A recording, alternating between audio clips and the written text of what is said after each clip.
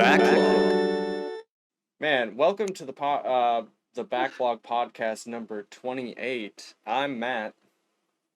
Quintessence. I'm August. What's up? What up? What up? Yo guys, how was your week? Who wants to go first? Let's have August go first. Have at it, dude.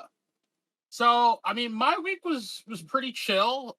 Really just recovering from the post Evo, like, I'm not gonna say it like post Evo blues, but it was definitely like, damn, like Rollbackia is finally a thing. Yeah. That was pretty sick. I'm very excited to actually, I might even start playing video games again. It's crazy. I don't know. Don't lie. But I mean, the Sam show getting rollback, that's pretty damn sick. Fighting games are winning again. I think like peak streaming numbers, even for like, Grand Blue were like 50K, and like Tekken and Street Fighter got all the way up to like 200. Across even Grand Blue. Even Grand Blue. So yeah, even the one game that they did. Why do you shit on Grand Blue so much? Who, me? Or him? No, August. Grand Blue deserves all the hate it gets for not adding. Damn. Yo, Grand Blue is like, honestly, look, we don't need that game anymore. Okay, we have DNF Duel. Game's fun. Game's fun as hell. Yeah, it also doesn't have rollback, and until it has functioning online, it's DOA, but not the fun DOA with the beach volleyball and the tatas. But yeah, Jesus. Hot tartas. Yeah. So yeah, I mean, that was really cool. Everyone's been talking about that new character in Strive released, Bridget. That was a whole thing on our Kappa. What was that a whole thing? I won't get into, but that was a thing. Oh man, our Kappa turned into V for a second. It was like, oh yeah, I forgot. It can be like this. So I had to dip for a little bit, but now that the heat's off, it's gotten better and people are back to playing games. But yeah, it was cool. I watched a little bit of the gameplay of that. A bunch of the free-to-play stuff came out this week. Rumbleverse, which is on Epic, but like I have an Epic account now because it keeps giving me free games, so I'm probably gonna try that at some point. That's like that free-to-play game by the dude who did Killer Instinct. I don't know, Keats. Yeah, Keats. So that's like a free-to-play like wrestling arena or a battle royale. And that's then for the KI guy? Damn. Yeah, okay, I might have to actually give it a chance. Yeah, no, I hear the combat's been pretty decent. Max has been playing it, and it looks kind of fun. I'll try it out. We'll yeah, but Max plays everything.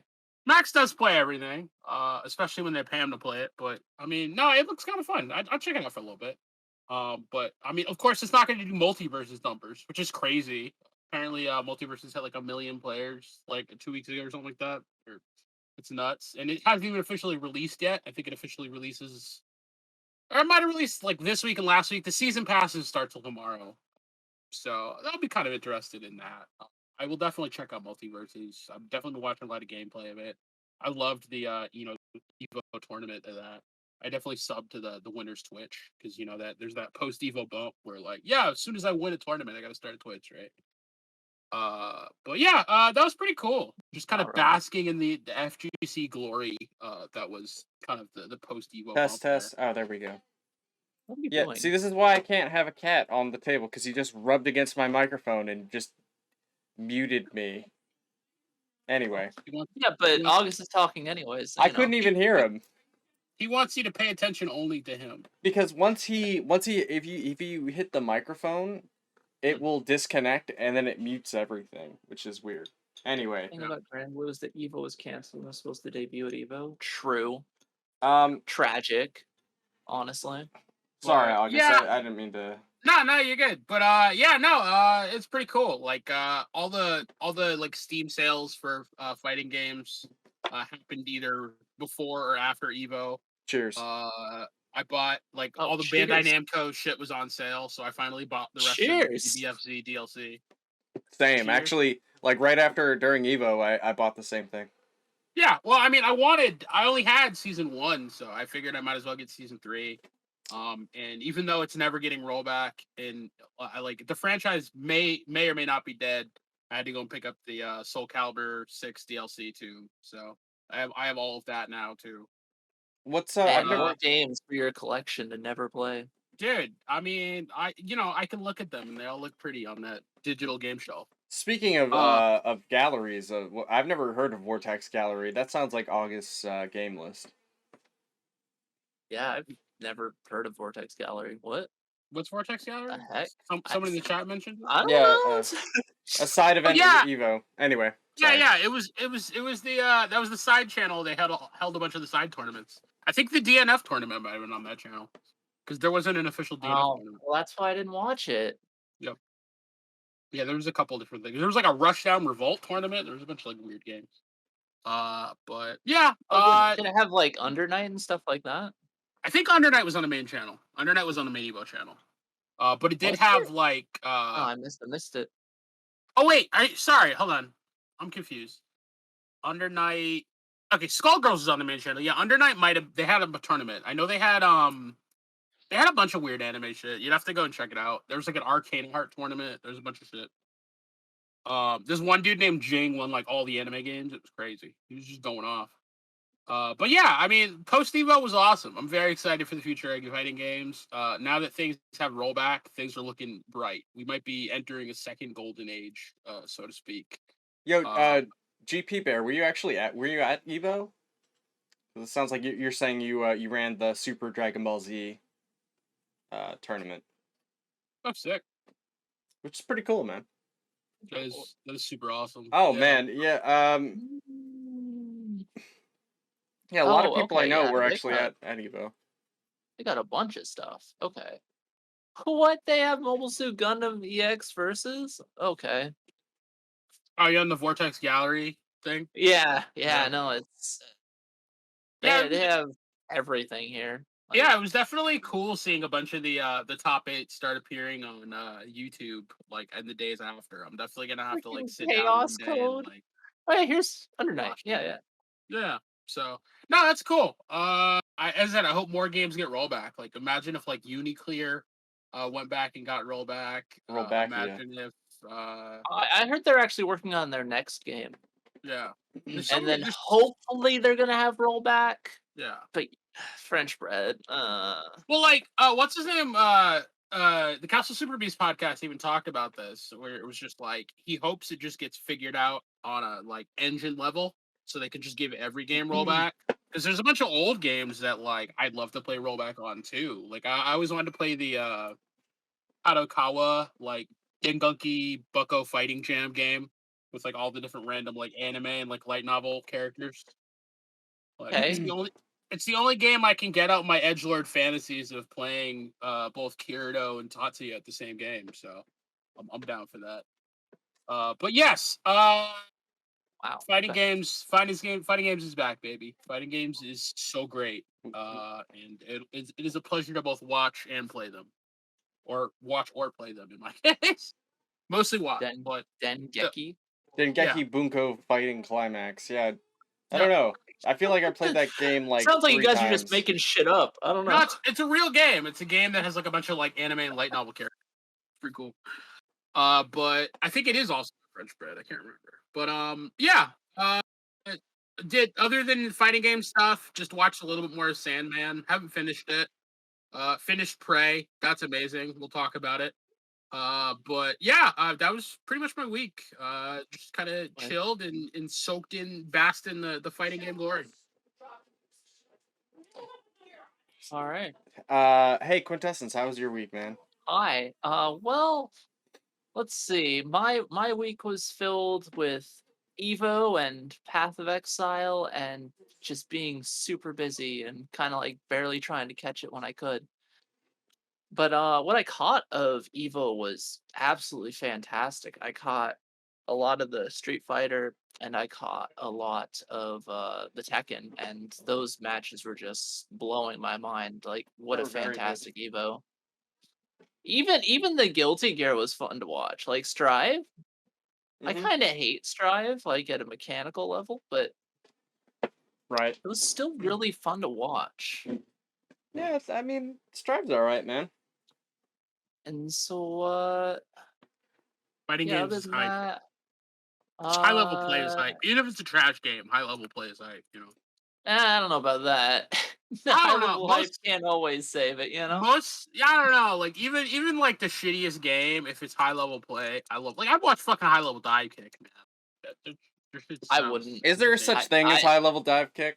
They've had some like dive kick mystery tournaments at Evo and stuff like that. I don't know if you call that high level, but it's close you're gonna get, I guess. So GP Bear, that's why like I like checking out like things like I know you're playing Super Dragon Ball Z on your channel, or you had like a clip of it. I think you were doing an Infinite, which was pretty cool. I don't know if that was you or not, but that was a pretty sick clip. And I like watching like older games. Learn how to do one Infinite. I like older games because you kind of see like, well, okay, they actually have some depth, and you know, they're most of them are pretty damn broken. Oh, you broke your record? Yeah. That's pretty cool. One of the most fun, older games for me to watch is Fate Unlimited Codes, because, like, the combo system in that is so, like, counterintuitive that people had to, like, work around basically, like, one-frame links for the combos.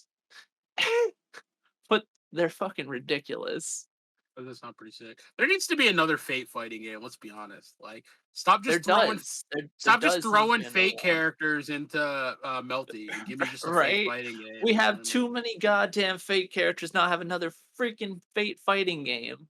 True story. I think Unlimited Codes is the last one. Yeah. Is that the damn PS2? shame? Yeah, it was PS2. Especially with the 50 million characters there are in Grand Order. Like you could give me like a Fate multiverse for like all the different we can make a whole roster just from the anime characters. Yeah, that just shows nuts. Fate just keeps going. The gift that keeps on giving. But it's got that gacha money. Super Path of Exile hype. I'm a huge Path of Exile and like action RPG nerd, so that's awesome. Let's see. Gacha money is the true perpetual motion machine. It's sustained off the energy. I still play one gacha. I still play Grand Blue Fantasy, so you know. Maybe that's why I'm biased to liking the Grand Blue fighting game. You and Albert Tang. Must be. But yeah, my week has just been busy with life stuff, and then just a little bit dash of Evo, and what else? I started playing a little bit of Tekken, and I also started playing Monster Hunter Rise on the PC, and it is 10 times better on the PC than ever on the Switch, and it hurts me. You're really tempting me to buy that game because it's on like a massive sale right now. It's like it's on like a 49% sale right now on Steam. I know. It hurts. And it's got upwards of say 300 hours of content plus if you enjoy the game loop. That does sound magical, but I don't know. Again, like I've already like what's it called was like I go through the period of buying. One of the reasons why my Steam library is so extensive is I'll buy a bunch of stupid games that I will probably never play. But when it comes to big games, I'm just like, I don't know. That's a lot of pressure because I'm actually gonna want to have to play it. That's a lot of pressure. And then I don't end up doing that. Like for example, I just bought the complete collection of For Honor. Am I gonna play that anytime soon? Maybe. But it's like, who still plays For Honor? 2022. For Honor? Wow. Yeah, no. I think you're gonna be hard pressed. Weren't the servers taken down? I don't know. Probably. That's probably why it was on sale. Still spent money on it. So. Man, we should play some Garo. Speaking of which. That wraps up my week. Oh, Garo 2? Garo 2? Well, of course. Yeah. Garo 2. And I'm excited for that. But I all of a sudden I was thinking like, man, I want to play Garo 1. August, how you holding up over there, man? You gonna fall asleep on stream again? Fidget spinner? Oh, he's fidgeting. I'm fidgeting, bro. All right. Anyway, my backlog. My week. What's your week, my dude? My week was alright, dude. I forgot to mention it last week, but so I was at work, and this guy comes up to me, like I've never talked to this guy before, and he comes up to me. He's like, "Hey, you ever seen Black Snake Moan?" And I'm like, "Yeah," and he's like, "Oh, I wasn't expecting you to have seen that movie." I was like, yeah, I've seen it before. I saw it like around the time it came out. And ever since then, me and this person have had this bond That's hilarious. of like knowing. You like No. cult film? I like cult film. Yeah. Oh. And he's like, well, see, and he's like, yo, I was like, that's such a weird thing. Why would you ask that to somebody? He's like, because I That is asked. such a weird thing. I was like, I asked a bunch of people, and no one's seen it here. And then he's like, yeah, but this is something that we share. And I was like, I now refer to him as Black Snake Moan Guy. Interesting title. But that is so weird, but like great friends have been made weird ways. So I mean, congratulations. he's all right, but I mean, like I don't know, man. It was such a like random thing. I never expected somebody to like ask weird. me that at work. He's watching right now. He's like, I'm only all right. Little tear rolls down his face. Yeah, I guess so. And like it's like one of those fucking like visual novels where it's like this character will remember this. Yeah, right. Freaking stupid games. Telltale games. This is the Telltale. Yeah, Telltale. That's the ones. But yeah, I think okay, so other than that weird moment, I had I played some Tekken 7 against Quintessence with my Geese because I started playing Geese, and he beat up my Geese a lot, and I think he was up on like 25 games to me. And it was not fun, and he key charged me the last match, and he wouldn't run it back with me. So I'm still waiting. Yeah. My primary question is, did you stretch first? Did I stretch first? Yeah, because you got to be loose to play the Goose. Yeah. Wow. Wow. I just started playing him again. I was literally playing against Quintessence and like learning combos as I was going. And actually I did that last time too. I jumped into ranked. I was just like learning combos. And I've been looking up like how do I play Geese in neutral because he has like such stubby normals. And he relies a lot on his jab. But I noticed that like a lot of people don't actually finish his like jab combo, which is like just jab jab. A lot of people just do one jab, or they do crouch jab, or his medium. And the thing is his jab allows him a lot of mobility. Like he can move side to side. He can move backwards. And then he has great lows too. He has a lot of like really good tools that I'm just not using yet. But yeah, I'm down to learn Mr. Imagine Goose. as like a DLC, an intro to the next game. They had like one more character to Tekken 7, and it was Rock Howard. And then they're like, "Oh yeah, I would Tekken love X that. SNK." I mean, I would lose my mind. Another fucking 2D. End me. Just fucking end. You know my they're life. gonna have one. Yeah. No, please. I just want to play Tekken. The 2Ds were so popular, like it's gonna happen again. Dude, Rock Howard would be amazing. Yeah. I would be so excited. Like that. Okay. Look, I just did a Tekken X SNK though. I'm here for it, and also Capcom. But that'd be too much. Especially with Akuma. But yeah, I'm excited. I hope Tekken 8 does something, or aka possibly Tekken Reboot. We really don't know. But yeah, man. Crossplay rollback? Crossplay rollback? Yeah, that too.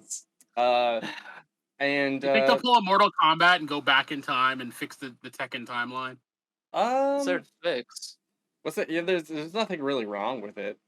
I don't know, just as a reboot, because like we live in the reboot century now. It's not like they spent an entire like over 10 years destroying their main character, and disrespecting him, only to go back and correct the timeline, because they were like, "Yo, we got to do something with this series," and everybody's mad. We keep shitting on Liu Kang because Ed Boon's favorite character is Scorpion.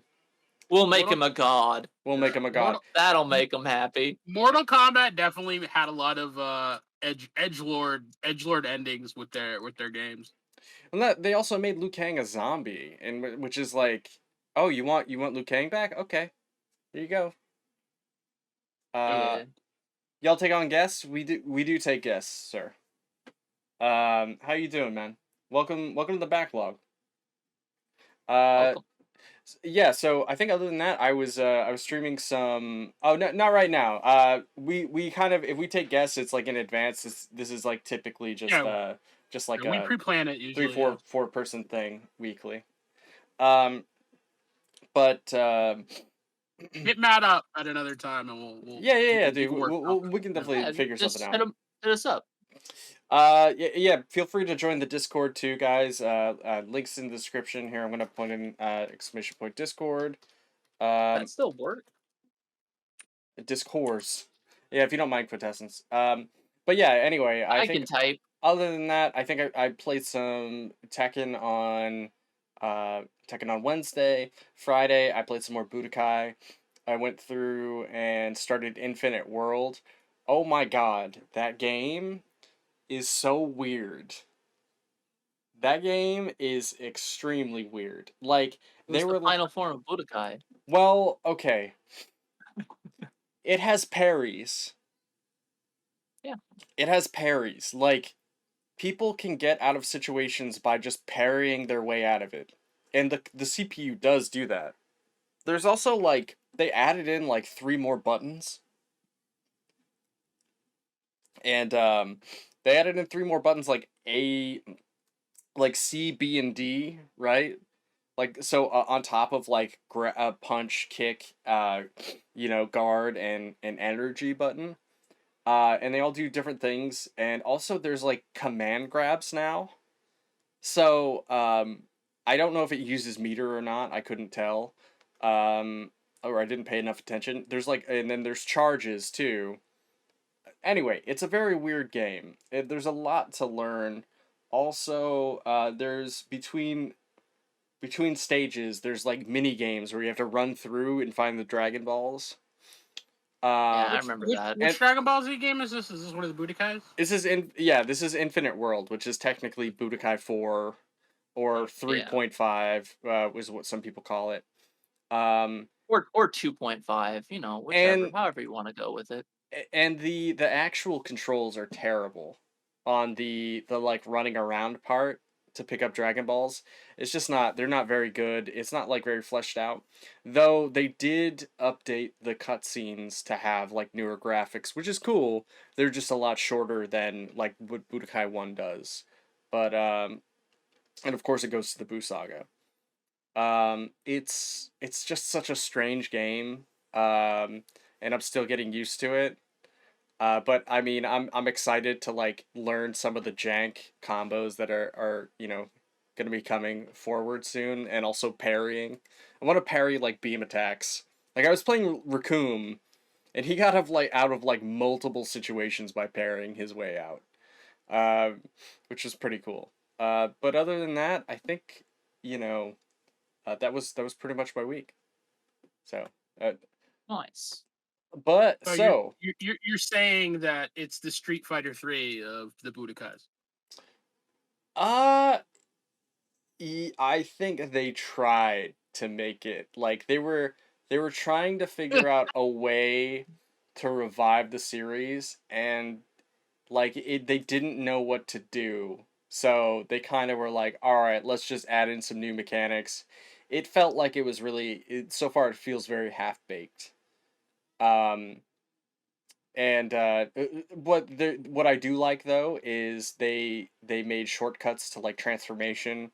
So transformation is now down in energy, and super moves are up in energy.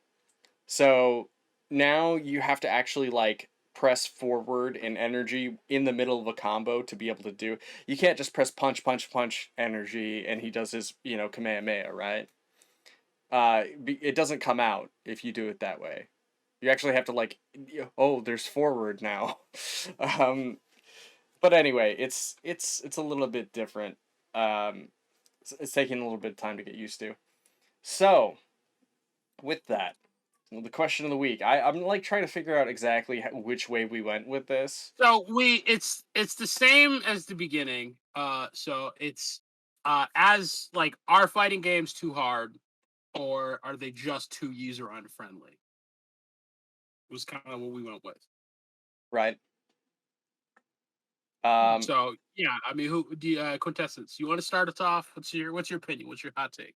Well, so personally, I don't think fighting games are too hard. Mhm. For new players I just as well. Yeah, that's kind of the argument. yeah, no, I mean for new players. The issue really comes in it's one of those genres where you really have to like commit. Like I don't think it's actually like hard, right? But it's more of a time sink than people actually think it will be. And I think that leads to some people may be feeling like alienated when like, oh, this game's just like too hard. And then you're like, oh well, you just need to actually put time in. They're like, oh, but I have put time in.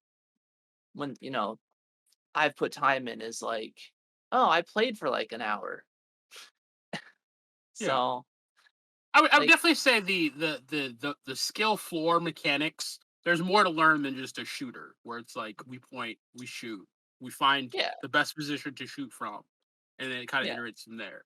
I think yeah, to even achieve like a baseline level, like you need to know defense, you need to know anti-airing, you need to know offense, you need to be able to link together yeah. a combo. Mhm. But there's more to it than that because okay, so 90% of fighting games when you're learning is just losing. You're just getting your shit kicked in. You're trying to figure out what buttons do what Mhm. works, what doesn't work. And it doesn't get much better to be brutally honest I would because like say, yeah. people that have like so if it's like a legacy game, right? Like Mhm. Tekken. Tekken has a lot of legacy skill involved. So like even though like we're moving into Tekken 8 or some shit, right? God knows. It's still going to be very close, most likely, to Tekken 7, and skills going to carry over. I'm So calling it you right people now. Auto in combos. Tekken 8, oh god, I freaking hope not. I'm gonna lose my mind if there's auto GP combos. Bear, you think auto combos?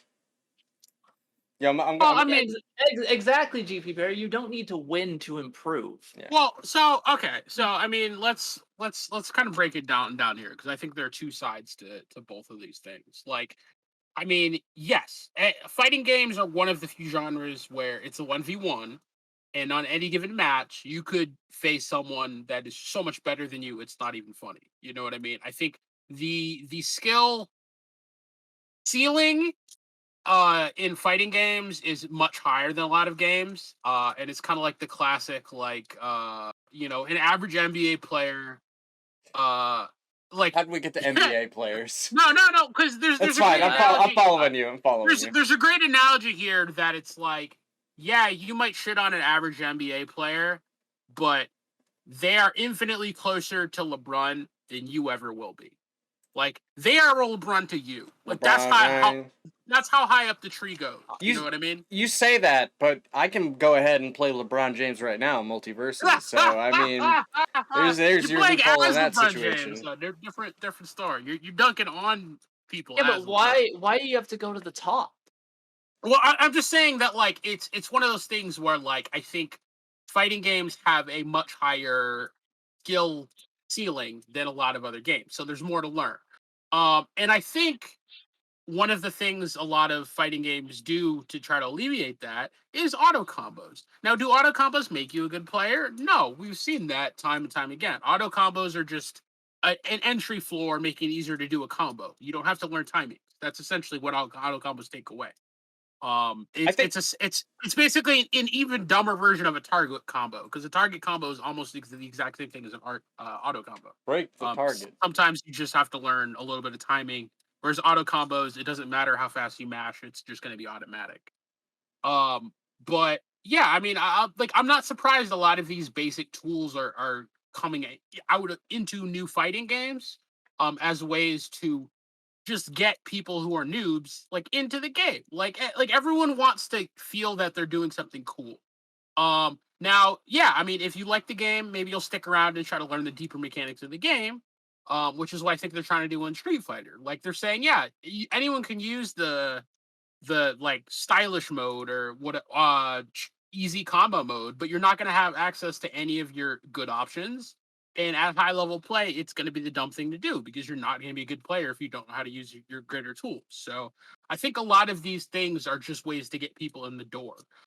Now, are there better ways? Maybe, but I mean, I don't know. I think fighting games have been trending to simplify mechanical, like complication for a while, or execution complication for a while, because a lot of people realize that like execution isn't always the most exciting part of fighting games. A lot more of it's like the It's pretty yomi damn good though. or the the player versus player stuff or the conditioning, or there's so many Well- different arenas to fighting games. It like one of the reasons why we wanted to talk about this was even the Project L developer was saying that, in that they're trying to develop the most easily accessible fighting game of all time, and they're like, yeah, we have to come up with a way to at least get noobs in the door to understand why fighting games are about before they just get their shit pushed in. You But know what I mean? believe it or not, I think auto combos are a great idea.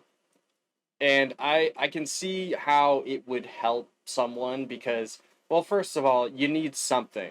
You need, because like, sometimes you want to get in and you just want to mash some buttons, and auto combos You want to have fun. help do Yeah. that. And obviously, the thing that I like about auto combos is that what they do is they'll teach you to combo, but then they also show you like, hey, if you want to do actual more damage, you can learn this combo, and you'll do like, I don't know, 25% more. I think that's that's kind of a great idea. At least they in make auto combos KOF. they make auto combos non-optimal. Like one could 100% make the argument, and I probably believe you, that DBZ fighters would not have been as successful if it didn't have auto combos. Straight up, it wouldn't have been as bought by as many people. What is it, Wouldn't have been Dragon as popular. Rush? Yeah, Or like the fly forward thing. Strong players will always be strong. It's true. It doesn't really matter. Like, I think that's what Street Fighter realized, is that it's not gonna matter how like easy your game is. or execution. The execution doesn't matter how easy or your execution is. There's always gonna be like a huge gap between newer players and lesser players. Like, Because fighting games aren't just execution. So yeah. well, I mean, it's like, when I was just playing KOF 98 for fun with Quintessence, and Juicebox raided me, right? Juicebox Abel, and he's like, "Yo, it's gonna take you years to get good," and then it's like, "Oh, all right." But I mean, also, Thanks, man. we were playing for fun, but Yeah, I'm like, thanks, man, but I'm already having fun. So but my main point is yeah. that realistically, you have to look at it like a year, like putting in the hours, the years to get better at fighting games. Yeah. You could no life it though, and like take a fast track, but still. So I mean, I guess I'm gonna throw this back to Quintessence because this kind of ties into his main point, and my main point is that, like, yes, losing is a part of it, Mhm. but I mean, wouldn't you agree that the bare bones experience for a lot of fighting games is like it throws you in the deep end and just hopes you swim, and sometimes you do and sometimes you don't, but it doesn't teach you how to swim. Like, fighting games are extremely bare bones on teaching you how to play the game better. I think they're starting to get better with like trials and stuff like that. Mhm. But one of the big talking things on the web this week was like, okay, so how can we make how can we not be a Warframe? How can we make the new player experience, or not be a Path of Exile? No offense to Quintessence. How can we not make the new player experience None taken.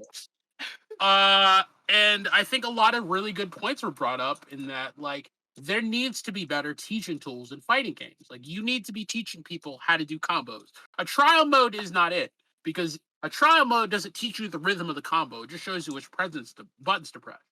Someone made like a really cool mod on Zerd that was going around the Twitter sphere this week, of someone who made the combo trials in Zerd a rhythm game, where, like, just like DDR, like the pattern would drop from the top, And not only would you learn the buttons of the combo, but you learn the actual rhythm you need to hit it in to execute it. And it's like, yeah, why isn't that a thing? Like, combos are more than just hitting the buttons. You have to know the timing. So why isn't there something to teach you the timings? Why are you just supposed to like figure out or intuit how the input delay in the game works? Why isn't there going to be something that teaches you how it works? You know what I mean? Fighting game teaching tools are terrible. Like someone was saying, like, what's the number one thing that future fighting games should have? And this is more for mid-level players than high-level players, but Plus R has maybe the best feature to come out in fighting games in forever. In that, when you're fighting someone, you lose to some shit you've never seen before. They have a replay drop-in feature. Do you mean where you can Strive? just no Plus R. Like Plus R has the it. Strive rollback doesn't have Plus R on Steam? Yeah, rollback Plus R has it on Steam. Okay, all right, my bad. Yeah. I don't I think I was playing it in beta, so Yeah. It has a replay capture feature where not only can you see your replay, but you can drop in your replay into training mode, and your replay will be recorded. So you can just like go against whatever just beat you and try to figure out how to lab it. That's the best feature I've ever heard of. I believe Strive has something similar. I think Strive is just a little different in that it doesn't let you just drop in. It just records the replay and it might give you the buttons, but I don't think it lets you just drop into the moment that you got owned. Could be wrong about that. That's fine. It did.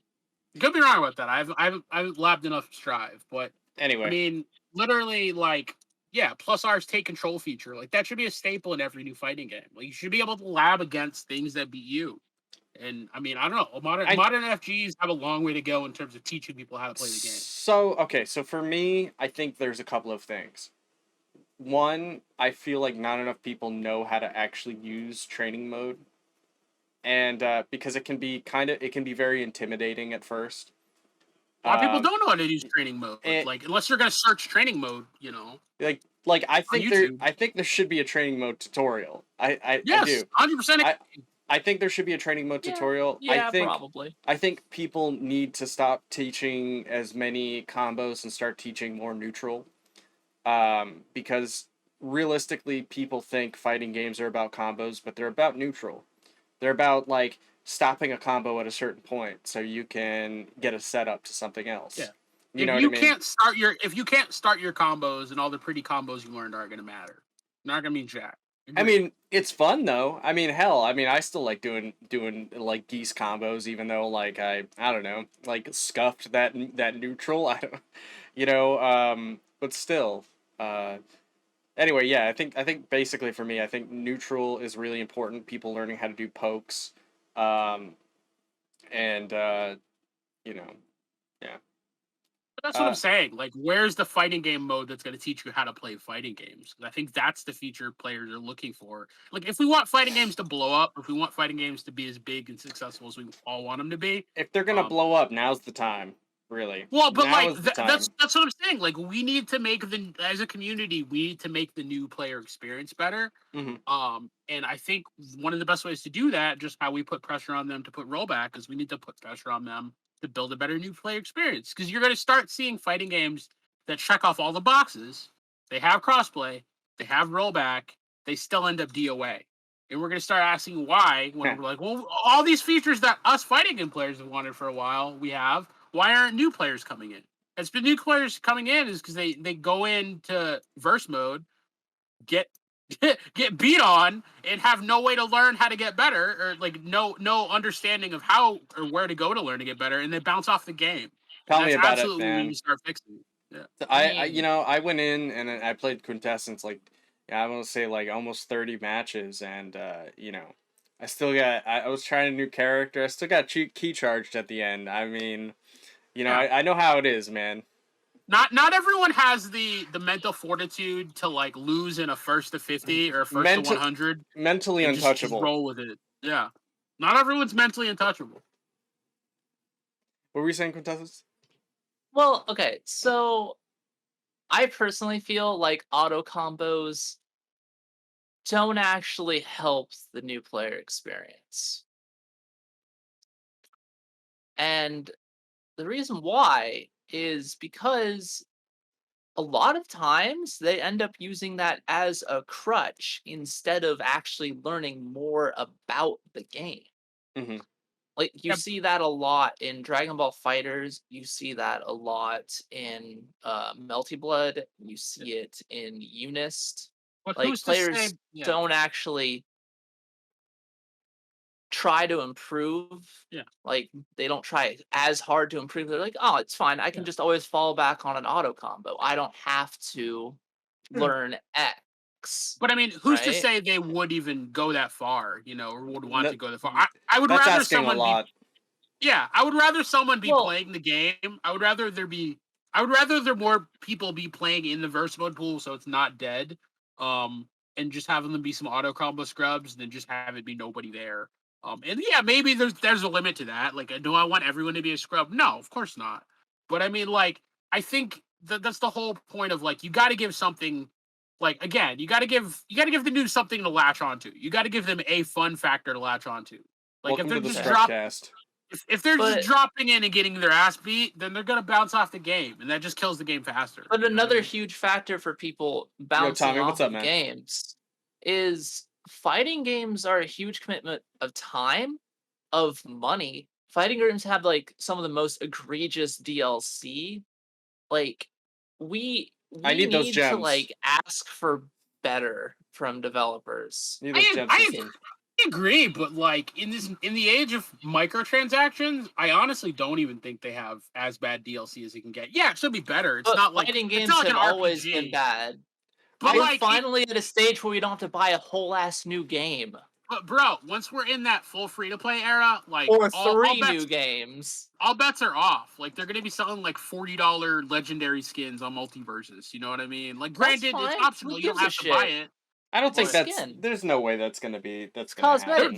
there are already $20 skins in What? multiverse. What the I'm fuck outta talking here. about is literally Oh, you have I think the characters Superman gated skin is behind $20. money.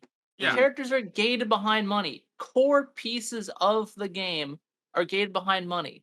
You can't like lab against the character because they're that's gated whack. behind Yeah. money. You can't test the character to see if you like it because it's gated behind money. Yep. They need at least to have some kind of like, oh, when you're in practice mode, everything's unlocked. That I could at 100. least alleviate that a little bit so that I people can Yep. actually like I not 100%. always have to throw a bunch of money at a game. I 100% agree with that.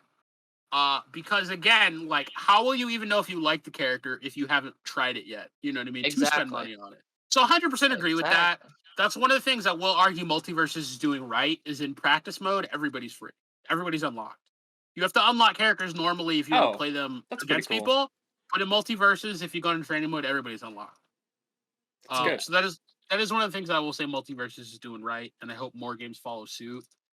I'm surprised a lot of fighting games in the earlier free to play era never tried the like the League of Legends or the Smite model, where like characters were Oh. just on rotation, free for you to try, and if you liked them, you could buy them. If you didn't, you know what I mean. I'm really surprised that never really caught on, because that seems like a totally valid way to do it too. Where like you just have like it keeps you playing because you want to wait for the rotation to test the character you like. But who knows if that'll ever become a thing now. But I just feel like fighting games are too much of a commitment. One sec, guys. They're asking too much of people right now.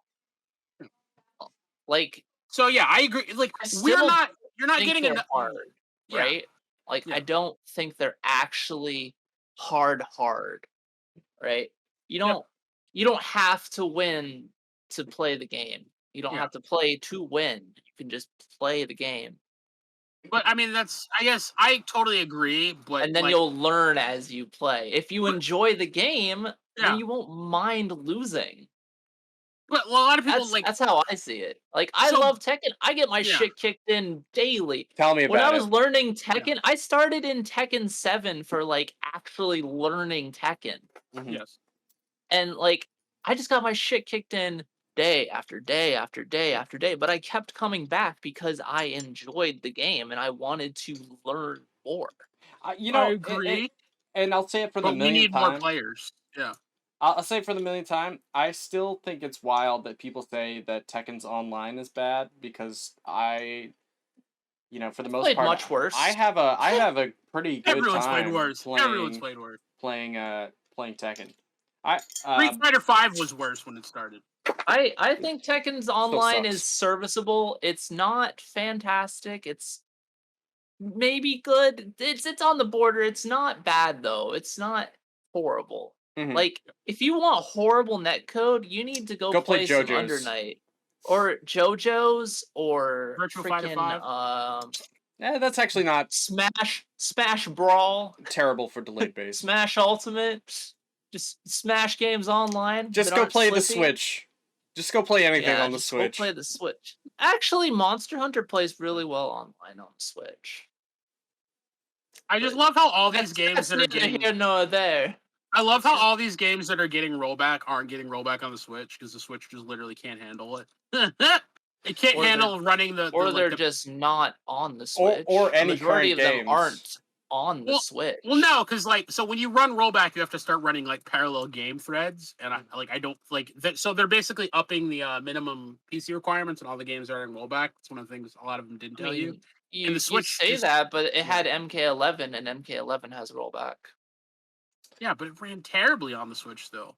So I Everything don't know. runs terribly on the Switch. It's a Switch. That's just the Switch. Yo, I don't know. guys. So I don't any closing thoughts you wanna throw in here before we move on to the Prey review? Because we're getting yeah. passionate about this. Well, we've Yeah. been passionate. We're heated. Yeah. All I'm saying is that in my final closing thoughts, we need to put pressure on developers to add tools to teach people how to play fighting games because not everyone learns how to learn fighting games. Not everyone has the patience to go to an external resource, which is what you have to do a lot of times. Or Mhm. not everyone has the community to help teach them fighting games. So games have to start having that. And until we put pressure on them, yeah, we're going to see a lot more dead games that have good features, just don't have a good onboarding experience. Yeah, man. That's fair. I do think that it is, I don't think at the same time I don't think fighting games are for everyone, and I do think that definitely people that are gonna want to play it are gonna want to play it. It's like shooters, man. It's like I can't imagine. I feel like we're in the same boat in terms of like accessibility. Anyway, Well, I'm gonna piggyback off of your statement, oh shit. and I don't. Okay, so you say fighting games aren't for everyone, right? Mhm. I don't believe there's any game that's for everyone, right? Fair enough. Like, name a game that everyone enjoys. You Mario just Kart. can't. Yeah, No. a lot of people like No, Mario Kart. that's literally just wrong. Most people like Mario Kart. Yo, GoldenEye. Mario Party. Kirby. Except I don't really like Mario Party, so it's a lie. Kirby's Air Ride. Kirby's Air Ride. That game's kind of fun. And no, That game's a gem, man. but you have you understand, right? Gem. Like, Yeah. different Crazy. people like different kinds of games. That's just core to like our nature. Like, oh, this guy just fucking loves Kirby, right? But Fucking loves Kirby. he hates Mario, and then you think, oh, everyone loves Mario. No, everyone doesn't love Mario because not everyone enjoys like the platforming. Yo, It's just too specific. You can't appease everyone. it's true. All right. Yeah. Like, But at we the end of the need day. we need to teach people to appreciate these games. Otherwise, our communities will dry up like they've been drying up. And again, I think The that's gonna be an FGC issue. is not drying up. The FGC is They're eating growing good. every Yeah. year. They're eating The good. FGC for is sure. actually in a golden era Yes. with regards to like Gaming. viewership, players counts. But like, games are still all of falling this. off, and it doesn't need to happen anymore. In the Maybe- age of the What? internet, where everything is safe forever, games don't need to die. But we need Games to wait. aren't falling off. There's a lot of games that are Well, falling off. DNF Duel has been kind of getting some publicity from people because their player base is falling off. But I don't think anyone's that's surprised fine, by but that. that's not like games that as like a whole, right? And I mean, then there's you have to Sure. like. Yeah. Did you know the largest game market right now is the mobile game market? No. This is true. That's not real. That's I don't a play separate mobile issue. games. That's Yeah. a separate issue. Yeah. It's games until it's mobile. Look, Okay. All right. I am Interesting argument. I don't, man. I think He Okay, doesn't so condone that let, mobile let me business. let me tell You you. can't say games are failing when mobile gaming is like billion-dollar industry. Do you Like want to you I'm know? just saying, can't. yeah. Do you want to know why I hate mobile gaming? And it's Sure, such a hit me. stupid petty reason, but Oh, I'm here for it. it's because multiple companies that I used to love as a kid, like Konami, right? You got Okay. Konami. I see where you're You going you with this. got you Yeah. got other companies that used to make these fantastic video games. They're like, well, console games are really expensive to make, which they are, unfortunately. But we could just make a mobile department and then focus on that. And so instead of making newer games for consoles that I'm gonna play, they moved over to making mobile games, and now we're not gonna get, I don't know. I want to say a new Castlevania, but or new Contra, whatever. It doesn't matter. Anyway, like I have a bone to pick. I'm still salty about this. Okay. All I'm That's saying is if you went that's back, happened with yeah. me too. So All I'm, like, yeah. All I'm s- I love Command and Conquer, right? Command and Conquer Mobile, that was a thing. And that basically shot Command and Conquer right in the fucking foot for getting any more games.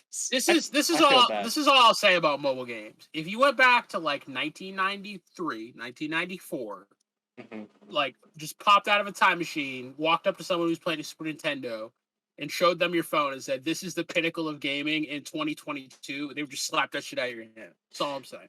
I think the opposite would happen. I think they'd be like, "Holy What? They would shit, be like, holy, yeah, you've got a I computer can in your take hand?" this anywhere? And they're like, 30 years later, this is what you're playing for games. They'd be disappointed. I'd be disappointed. Well, they would I- realize that we're playing essentially the same games.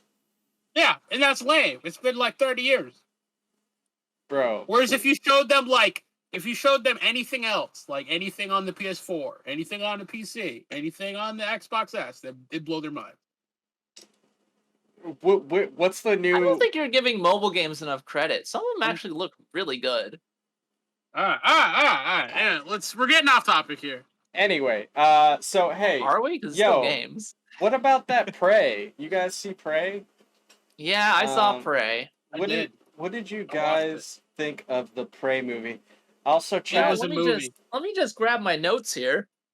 Oh, that's right. I did make some notes too, and I didn't even put them into Discord, which is where I read it. But anyway, I watched the movie 2 hours before the podcast, so I have no notes. But I have articles. yo, August, what You- what did you think of the movie Okay. Prey? Are we doing spoilers or no spoilers? Oh, We'll do we're gonna spoilers. do spoilers like always. We're doing been- spoilers? yeah. Okay. It's been like 2 weeks. It's been 2 weeks. Yeah. So I thought it was a movie. And by Whoa. that, I mean, it was fucking great. That movie was sick. It was Let's good. go! I liked it. Yeah. So like I have to go back and watch the first Predator to compare, but this could easily be one of the best Predator movies, if not the best. It was so good. Like was the very one thing good. I'll say is like I feel like the first one was more of a standard action movie, and this was definitely like your movie snobs award season version of a Predator movie. Like this felt like elevated Predator. You know what I mean? Like this was like your like midsummer like Jordan Peele fans Predator movie. It definitely felt like, I mean, the cinematography was beautiful and amazing, but it definitely felt more artsy than your typical Predator movie. That said, it was fucking awesome. It was badass. The filming was gorgeous. I don't know if Predators always had like lime green, like neon green blood, but it looked fucking sick. Yeah, they've always had they've always had. They've always had neon green Yup. blood. Okay. Yup, green blood. But like, wasn't it like green? Like this was like neon green. Like I didn't know it like fluoresced. I thought it was just like just regular like kind of like slime green. But yeah, no, this was awesome. This was so cool in so many ways. The fight scenes were cool. Like there were scenes that felt like it was straight out of a kung fu movie, even though it wasn't kung fu. It was just normal like. Bear with me, fighting. chat, real quick. I just gotta pull up these notes. The choreography was sick. Keep talking, guys. The dog was best boy. There was a dog for people who love dogs. He lives all the way through the end and saves the main character. I thought he many was gonna times. die a few times. He was great. But yeah, I was pretty surprised the dog lived. yeah. No, this movie was amazing. This movie, I feel like taking the dog away would have been too much. My That would review have. isn't as sparkling as yours. All right, Yeah. well, Yeah, as I said, like we'll get to it. I just want to wrap up mine. But yeah, this definitely felt like the artsy fartsy version of a Predator movie. But I still loved it. I loved it so much. And yeah, I have very few complaints. I couldn't even really think of any other than it was like a little bit pretentious. But I've got a few. It was boring. Got a few points. What'd you think, But contestant? yeah, I mean, yeah, everyone else do what you got to do. Okay. So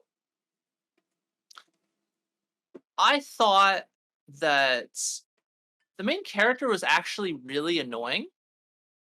Naru? For one. Yeah, Naru. Her name's Naru, was by the way, very guys. annoying. Yeah, I have it in my notes. So really quick, I just want to set the stage for people listening. Prey is about a Native American girl named Naru from a warrior tribe in the early 1700s trying to become a warrior. So yeah. Yeah. So Naru is kind of like Shit. your standard like little girl brat, honestly. Mm-hmm. Like she's just like, I can do anything just as good as you guys. I can do it. I can do it. That was her like the entire movie. Right. I don't know. And She was a trained tomboy who wanted to prove herself. She's not. I keep going. Okay. But she grated on my nerves. Okay. Like significantly. I don't know. And like even when she was like it was proven like that she just shouldn't have been somewhere, she's still just like, oh, I'm not gonna listen. I'm gonna literally get everyone else killed around me because of my fucking stupidity. I think that's a little yeah, harsh. yeah, I think it's a little harsh. It She is didn't know harsh. she was. That's But harsh. hey, it's didn't your know she movie. was going after I will yeah. make counterpoints to that later. But go on. I disagree with But that one, but okay. I feel like she was the driving point for a majority of the deaths in this movie. Like her stubbornness and her refusal to just I don't know work with people. I mean, let's not blame the Predator for being the Predator. So here's the thing. So the only reason that Naru lives is essentially because she just happens to be around people who get mauled first. Yeah. The best lucky a lot. She gets best lucky a lot, but she wins in the end. The best thing I can describe it as is, you know how people say like how to survive a bear attack is like you just run faster than your friend. And the last guy. Yeah, than the last guy. Be faster than the last guy. That's essentially how she survives. Is that she just is able to get away when things start to become bad, and not only that, but if you notice, so there's a few things. She is also throughout those scenes. She does not have a weapon on her. So she has her pocket axe. She has her axe. Yeah. What? Right. So, well, I mean, the Predator doesn't immediately attack people who don't have a weapon because he has a code. I mean, maybe I don't remember each scene, but that does happen in one of them where the Predator refuses to, like, he'll... basically, he's the type of person where he finds the immediate threat and he handles that first. Yeah. So, So... Like in the Twitter sphere version of like reviews of this movie, I'm sure someone has said the Predator dies because he's a misogynist. That, Cool. But I mean, like essentially, like I mean, while that's a ridiculous take, like there is a point to be made in that a couple of the times she gets away is because the Predator doesn't see her as a threat. Now, eventually, she proves him wrong by killing the predator.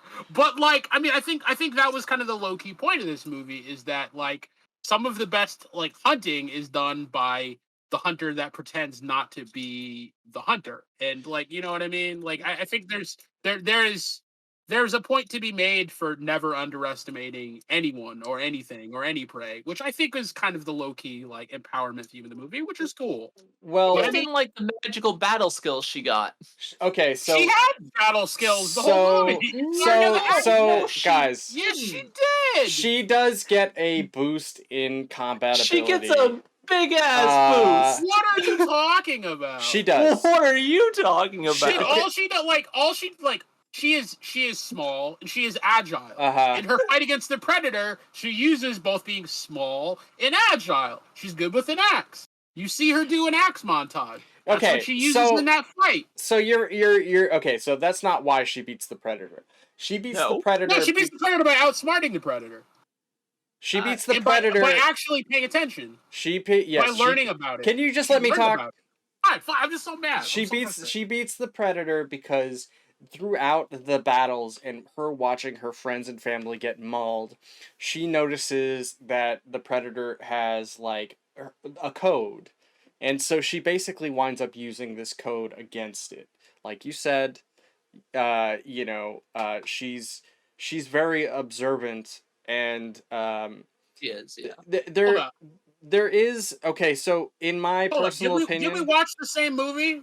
Did we watch the same movie? She's ridiculously smart. Did we watch those around her are kind of dumb. Did you read the Spark Notes on this movie? I don't know. Did we watch the same movie? She doesn't beat the predator by using its code against it. Yes, she beats the predator because she beats the predator because she figures out that the predator uses heat vision, so she uses her medicine to cool down her blood so it can't see her and shoots it in the back of the fucking head. That's just okay. So wait, that is just one. That's the final example of what happens. But there are multiple examples throughout her dealing with the predator and finding him that she eventually uses to build up to that point. So you're not wrong.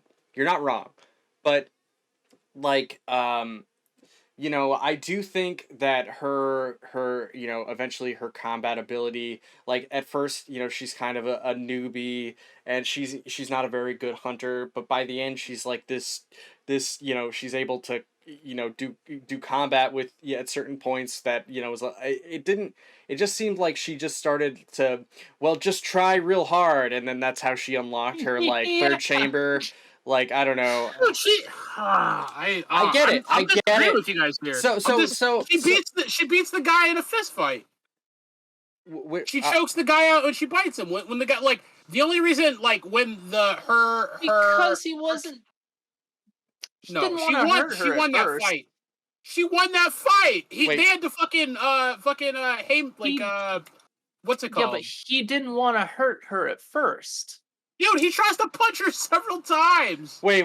I'm trying to think of what part you're talking about. Because she sucker punched him. What part are you guys talking about? And then they get into a fight, and he tries. Nobody knows what you're talking about. So she goes off past the ridge, and it's when we start having her tracking the predator. Right. When the extra hunting party. No, it's like midway. It's before the French trappers. So after so they basically here let me the hunting party that her brother sent finds her and they're like, oh, you're not going anywhere, you're actually going back, we need you back. Right. So it starts off she wants to be a hunter. They go on a hunt to find a lion, and then obviously she fails, and then so this is where it happens where so the party that goes to find her after she leaves on her own to sort of try to find the predator. Yeah. Gotcha. She wins that fight. They had to sucker punch her to get her to lose. Okay. I mean, she sucker punched first. It doesn't really matter. But then they were in a fight. Like they had her looking in the wrong direction and tricked her that they were going to leave her alone and punch her in the back of the head. That's definitely not a fair move. That was at the end. That's how they won the fight against her. End she was walking away. Fight. Yeah, but he wasn't actually trying to beat the shit He out of tried her. to punch her several times. If that's not Hey, trying guys, to beat the No, shit you- out, I don't know. guys, what. come on, man. You don't understand where I'm coming from. In the beginning of the fight, Brush he's the not beard down. actually trying to like really hurt her. He's just like grabbing her arm He's and just she's trying just to get like her to come wailing back. on him. I Yeah, and disagree, he's just like, come on, we have to go he back. definitely swung several times, and she dodged all of those times.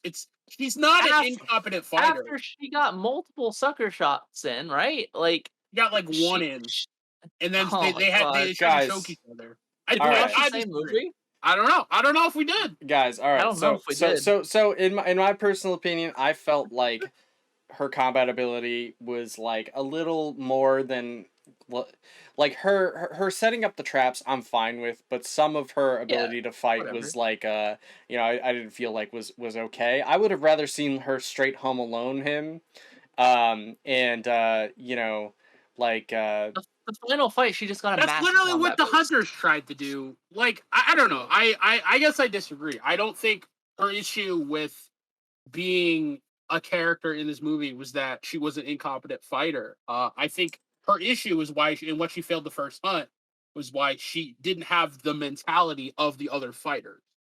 She wasn't able to focus and she lost. But she's shown multiple times that she's more talented at both setting up scenarios, improvise it, and hunting than most of the other hunters. Her brother even says that in the movie. He's like, "You see things I don't see." Wait, Yeah, you well- understand that she actually fails because of her hubris. She is super overconfident, and that leads her to fail in the beginning because of her abilities. No, She's she like, gets- "Oh, I'm just so freaking good at this, right? Like, I totally I can disagree. do anything." I 100% disagree. That's literally her character. I her 100% character. disagree. Well, I mean, she's trying. She She's got trying to be. distracted by an explosion, and then she trips she and falls off has a branch. hubris before the lion. The lion issue happens. I'm gonna just And then drink this she's beer. brought back, and she seems actually like a bit humbled after that experience. I don't. No, So I Yeah, I think don't- she's more bitter that she wasn't able to help yeah, anyone who, like, especially the person who got caught, and also the fact that she wasn't able to catch the lion to become, you know, to have her like ceremony, like essentially Yeah. to prestige to being considered a warrior in her tribe, which was exactly what she wants because Her this character. or something like that. The Naru is essentially she wants to become a warrior because people in her tribe are like, well, they're sexist and they think, well, she's a woman, she shouldn't be able to be a warrior, and She could just be a healer. specifically wants to be. She says she specifically wants to be a warrior because of that. I don't really like that angle. No, I wish I think that's just what she likes. And she wants to be a warrior because that's what she finds. She most says exciting. specifically, I want to be a warrior because people say I can't be a warrior. And I think that's a little weak sauce. I wish there was a little bit more meat there to say like, okay, this is why she wants to do that. But I don't know. get it. I mean, she basically she accomplishes what she wants. I mean, but yes, so with I think her biggest mistake in this movie is trying to go after the predator by herself, which is stupid. 100% agree that's stupid. Did she know she was going after the predator at the time? No, of course not. mm, But the she fact knew that she was going on a dangerous hunt. Yes, It which I doesn't agree. matter if it's a bear, a predator, lion. It doesn't fucking matter. I agree. I agree that was a dumb move. Also- I'm not disagreeing with you. does But anybody really again, quick. she's Yeah, just but going like after the predator. anytime you cycle back to, oh, it's because it's the predator, that shouldn't even factor in Again, because we don't even know it's yeah. the predator, right? Yes. She thinks it could be a bear, it could be a lion. Well, she doesn't know what it she is. realizes that Nobody. it's not whatever Yeah, it she is. does. It's specific. Whatever it is, it's not Yeah. something that she's seen before because of the footprint and also because of the way Yes. it skins creatures. The snake. Yeah, the In snake in particular. particular. Yeah, and that's during the first hunt that they go on to find the lion, because they think, Yeah. oh, this is the lion that had taken people, but realistically, it was the predator that was going around taking people Or maybe No, no. I It don't could think No, have no, been the there was lion. definitely a lion It taking was the lion. people. But it doesn't. It was see, kind of like a tag team of killing. one thing I like about the movie is it really does that to where it's like certain points where you're like, is it a creature? Is it the predator doing this? And it's No, sort that's- of like, I Yeah. like that part. I that really aspect. like that scene with the buffaloes because I'm like, yo, why is the predator picking on buffaloes? What did the buffaloes do? They're not a threat to it. I mean, honestly, that's how I feel about the predator most times, where it just goes around like killing. Like predators are the fucking like this. This is not a hot take. It sounds like a hot take, but predators are the fucking domestic cats of the fucking universe. In that they have the technology to kill beings way stronger, but they go around hunting simple beings because they find it entertaining. And cats don't have technology. That's not predators at all. You see what I'm saying? Like, why did the predator kill a wolf? Because it felt like it. So here's the thing: is the predator, this predator in particular, basically starts from the lowest common denominator and is like, who is the ultimate prey in the situation? Who's the ultimate predator in the situation? So it starts with like a snake, and then it builds up to a rabbit, wolf. And then it builds up to the wolf, and then and then it's a bear, and then it's essentially it's looking for and that's how the predator finds what it's looking for on like a planet it's not familiar with, even though technically the predator may or may not have been coming to this planet for years already. But see, so that's what's stupid, because I'm like, bruh, mm-hmm. you are an alien that has technology in a fucking spaceship. Why are you hunting wolves? Predators like the big game hunters of the universe, in that they just go around killing shit because they find it cool. They have a code with sentient beings. Why did he kill a wolf? Why did he kill a bear? He just did it because he could. He's doing it because he's doing it for trophies. Trophies. Because he finds it enjoyable. But that's what I'm saying. Like, it's not the wolf was not a threat to him. The snake was not a threat to him. Yes. The bear was barely a threat to him. The wolf, if he killed the wolf, then the wolf was a threat. The wolf was attacking him. That's how predators function. They kill things that are threats. Yeah. So there's a reason they have their code, and they don't, like in what was it? Was it Predator 2 in the city? The predator sees the child and doesn't kill the child because it's not a threat. Right. The other thing too is like to add to that, August, is that you could say, well, predators also, I don't know if you know this, but for like a predator to become like an official warrior in in their circles, what they have to do is they have to actually kill an alien. Like, that's how they prestige in their society. So this one predator that came to Earth has already killed an alien, which is like a far superior threat to what anything like humans can be. So I mean, that's kind of my point, though. Like, predators claim to have a code, but my point was to add to your point. Yeah, no, I mean, they're essentially just the big game hunters of the universe. They go around killing shit because they find it entertaining. Well, yes, the they way want to look at it was this hunt on Earth was their prestige, right? The humans could have been the aliens because this predator didn't seem like particularly skilled. I also thought that it was a very young predator, and I like, a part of me wanted to think, and I thought it was more interesting to think this, is that he's becoming a warrior and she's becoming a warrior. So there's the two parallels that they want to show you about these two, people. That was how I saw it too. Yeah, in more of that light. But even then, he still would have had to kill an alien. So I mean, but a human's an alien to them. No, I mean an actual, specifically like a xenomorph. Oh, yeah, okay. So like, for them to prestige in their society and become a warrior, they have to kill a xenomorph. So it already would have killed a xenomorph to even be flying to Earth. Yes, absolutely. At least other predator. For the warrior class. I only know this because I looked it up. Oh, okay. I thought they just had to kill any alien, in quotes. No, xenomorph specifically. Okay. But who knows? This could be a different canon because It's a but prequel. actually and, that's yeah, not true. It is the same canon because Oh, is it? yeah, because it has a callback to Predator 2 in it, which I Dude, only found out recently. I Does do it? love the I must have missed that. yeah. I do love the It's very the reuse. niche. I do love the reuse of the line from the first one. That like, if it bleeds, we can kill it. Yeah, That was yeah. I was sick. like, oh, he set the line. He did the thing. Did The the thing thing. was done. It's I don't think officially a Predator movie. so. They don't. Okay, so that well, I mean, and I was watching Red Letter Media, and I watched the review of it because I've waited an entire week to review this movie, and I already have my review here. And I was like, screw it, I'll just watch another review. And their point was that they felt like Predator movies don't need to call back to the first movie or whatever.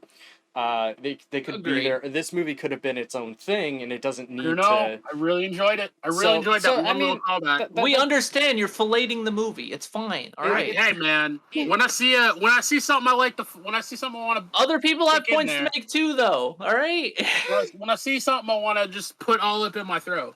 Uh, Gotta get that throat goat trophy. But yeah, so I mean, obviously the Predator. I think the one thing that Naru does that's really intelligent is that she sets up. There are these like French. What are they? Trappers. Trappers. Yeah. Trappers. And I'm not sure how accurate this is to like actual history, and that's something that I was sort of curious about because, well, in at least in the United States, there isn't lions, so I wasn't sure if that sounds like an extinct creature. No, mountain lions. Lions was short for mountain lion. Yeah, it was a mountain lion. Okay, fair enough. So, the French trappers were trying to capture the Predator, which is I don't know how she figured this out. I don't know how she figured out that the French people were trying to capture the Predator. Didn't the one dude that could speak she was told? Yeah. She was told by. He could speak English. No. Oh. They weren't speaking. They weren't speaking. They English. were. No. The French guy spoke English to her. So the thing is that he. So the Comanches are speaking Comanche, and they're only speaking English so you can understand them, but they're supposed to be speaking Comanche. I don't know, man. The subtitles literally say in English. They also have. There's literally Comanche dub. Yeah, they made a Comanche dub of this movie. So they were supposed to be speaking Comanche. So, but yeah. Okay. Look. The tribe would not have been able to speak English. It doesn't. Anyway, so the guy knew some Comanche. What? I'm just like, yeah, those English-speaking Indian tribes. Yeah, those native. They're real Native Americans. Sir, they're Native Americans. Some Native Americans did learn English for trading. But, yeah, I mean, that's a whole nother thing, huh? Why would they be speaking it amongst themselves? Anyway, anywho. So they had they had the trappers. The Predator comes and basically just bodies everybody. And then she figures out through studying the Predator, obviously, that it takes out the most current threat first that has weapons. So she like baits him into attacking one of the Frenchmen so she can basically escape, which is super super awesome. And she like kind of hides from it by I don't know if she ate the like there's this flower that basically makes people cold that like helps them heal. It lowers your body temperature. Blood temperature. And so which I don't know, that seemed like a MacGuffin, but it's it's not a blood thinner, it'd be a blood like coagulant. Yeah, it like slows their heartbeat, either or. But yeah, I mean, essentially drops your body temperature. Yeah, it drops your body temperature, which makes your blood flow slower and all that nonsense. Also, because they used it for like bleeding and such.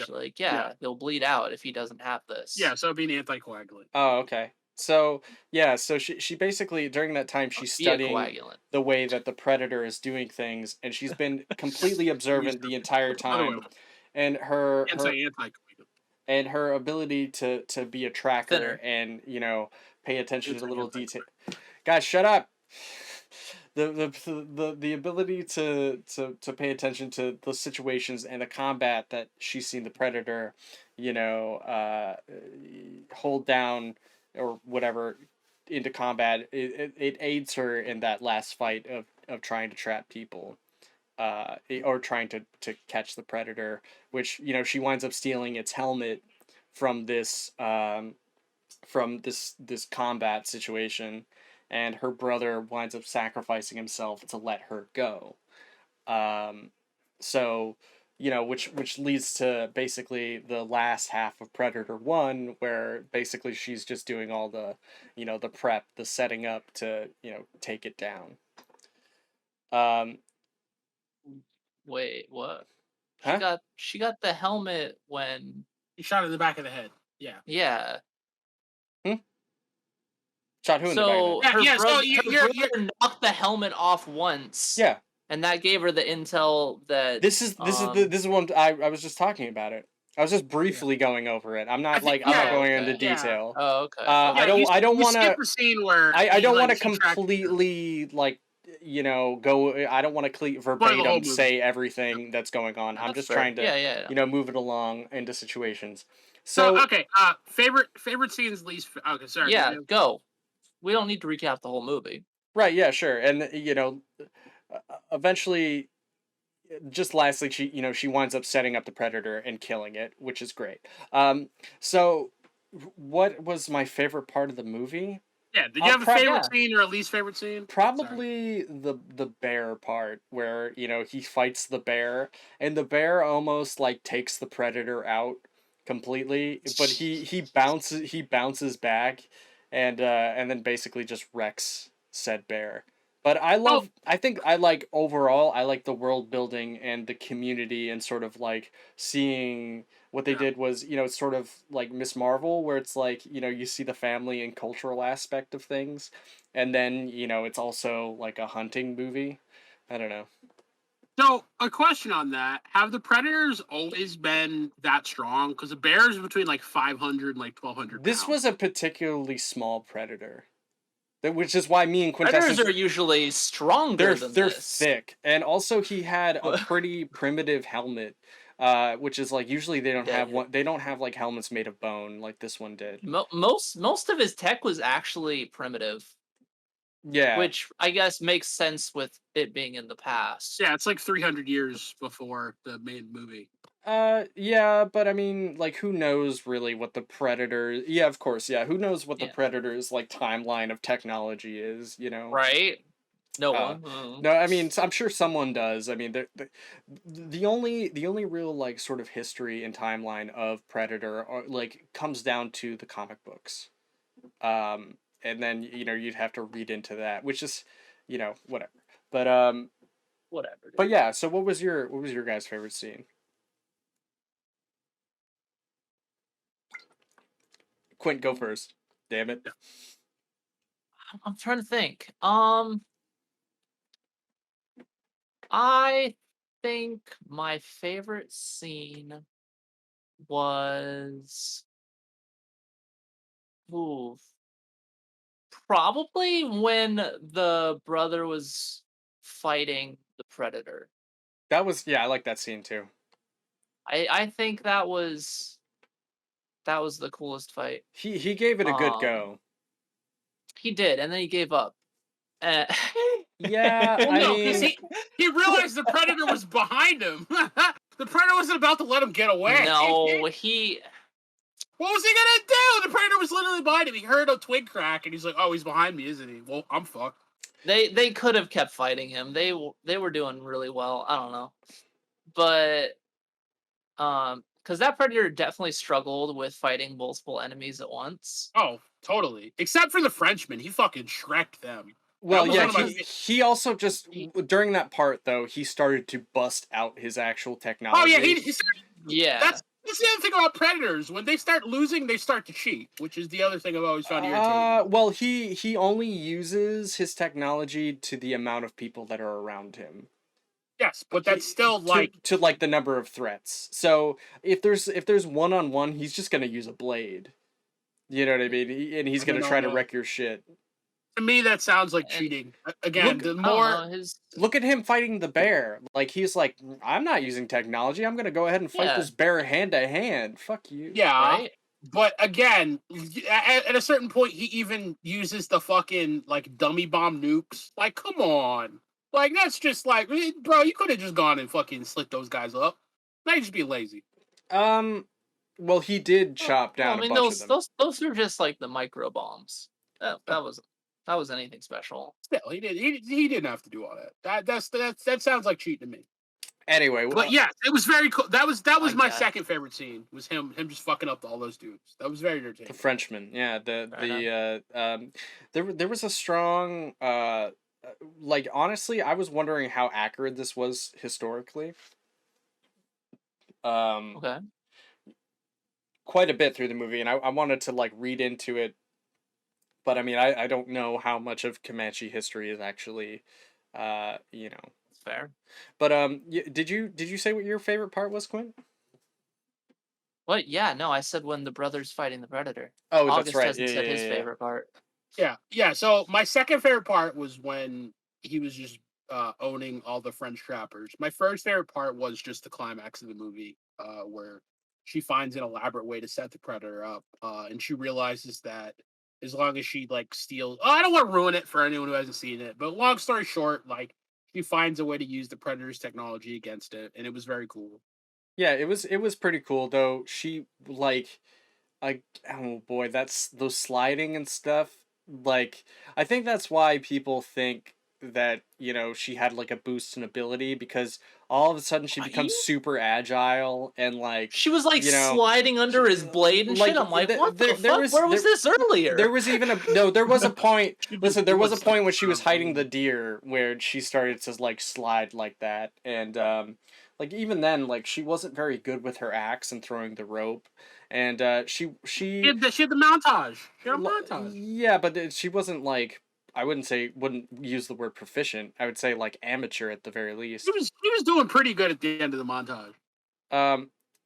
But anyway, Are you saying she trained all those skills in less than a day? Dude, that's how montages work. I think she got like a protagonist boost of ability. She did. She did. So listen. It was still cool. Yeah, absolutely. The protagonist boost of energy just kind of that's knocked like the movie down for me. I'm not a fan of that. It worked for me. That was like one of those things where it's like, yo, but believe you can do it. Yeah, exactly. And then you know she was did under it. pressure. It was no. So to me that made sense. There's a scene I will tell you that doesn't make sense to me, but to me that was like, it was a do or die situation. She had the adrenaline pumping. She made the right moves. The scene that was bullshit to me was when she escaped the fucking mud pit on her lax throw of the axe. I'm like, you failed 4 fucking times. You should just be dead at this point. Like, also, if you can't get it, there's so can I just mention that was like a movie quicksand / mud pit, right? Like, yeah, it doesn't actually go down that fast. I think also that was supposed to that was almost a callback to the first movie, because Arnold in the first movie uses mud as a way to basically to hide himself, which the Predator is. There's a couple of times where the Predator just doesn't see her, even though he has like his heat vision and she hadn't taken the flower yet. Or, you know, the Predator is still tracking her while she's swimming through like a mud, you know, puddle thing. And so that kind of bothered me. But yeah. Oh, when she swam in the water and up into like the beaver dam, I was like, really? All right. I think it saw her, but again, it didn't think it was a threat. He was following her. It did follow her there. It did follow her. Yeah, I think it wanted to see where she was going. It was gonna wreck her. The bear. He was gonna kill her if the bear didn't come along. Yeah. I think honestly he was gonna kill her the whole movie. The bear was chasing her, and then the Predator came along. Yeah. So you're saying he was hunting the bear? Yeah. Okay. Yeah, but then he followed her after he killed the bear. So like, why did he do that? You know? Because predators study everyone around them before they decide he? who they're. Yeah. Anyway, Did he Yeah, follow her after? yeah, he followed. She was in the next scene. He followed her to where she went after she was right, running. right, which is why like he jumped down and started attacking her brothers, like the other tribesmen and stuff like that.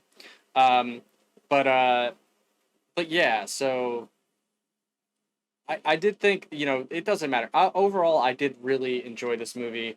I don't think it touches the charisma of the first movie because you're never gonna Yeah. get the star-studded amount of people that have like the most memorable lines. That like there was such a good cast. Like you're never gonna get that again.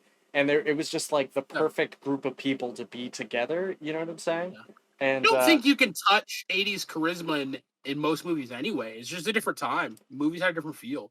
yeah, I mean, like, look, you're gonna have Arnold Schwarzenegger, Carl Weathers. You know what I'm saying? Like Jesse Yeah. Ventura, like in his Yeah. all in their prime. Like it was dude, it was amazing. But I do think it was great. I do think that this is probably the best Predator movie to come out since the first one, in my personal opinion. Um, but yeah, man, what would you guys rate this movie? I give it an 8. I really liked it. Again, it was a little pretentious. It was a little up its own butt, but I still really enjoyed it. Wait, you preached for it that hard and you only give it an 8? Yeah, I enjoyed it. It wasn't perfect. It All wasn't right, fair great. enough. I just enjoyed it. I enjoyed it a lot. I I think it's gem.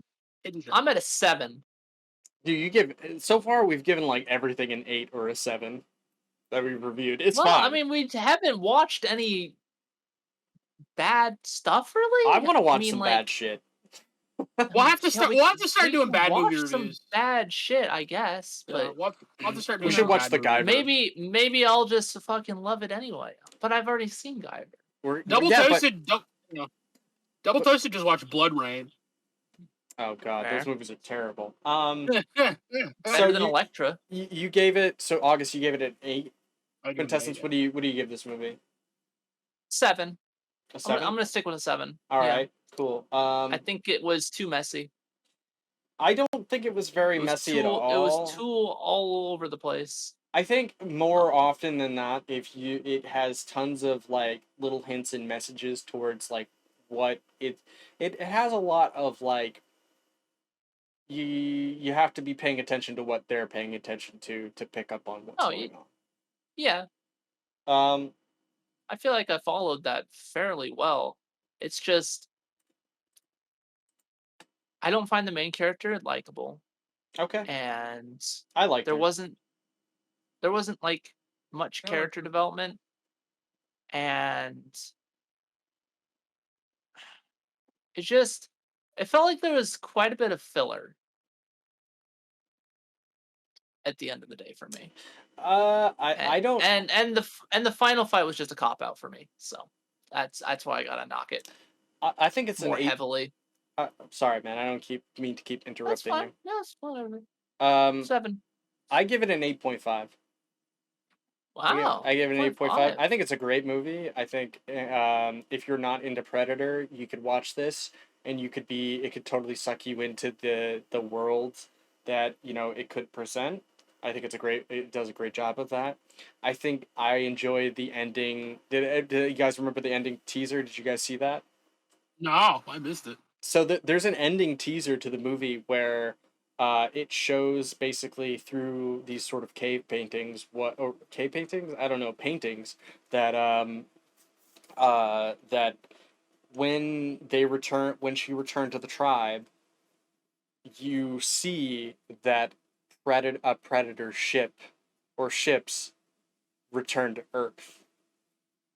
So basically what that means is that tribe is dead, or most likely they're dead, or there's going to be a sequel. So Fair. I'm pretty sure they're dead though. So like if there's no sequel, they're dead. If there is a sequel, if there's a sequel, they're not dead. Personally, I think this is a great self-contained story. I don't think it needs to be. I don't think it needs a sequel. I'd be okay with one, but I agree with you. I would like to see a sequel like in a different like culture, a different timeline or whatever. I think that would be cool. So originally, I think that was one of the ideas for this. Is that someone, I can't remember who, had an idea for a Predator movie in the Middle Ages, like during the Crusades, where like knights would fight the Predator. Wow, that one. Yo. I mean, but yeah, like I really like the ending stinger of the Predator ship coming down. If you guys hadn't seen it, go back and look at that. It's like the very last scene of the movie.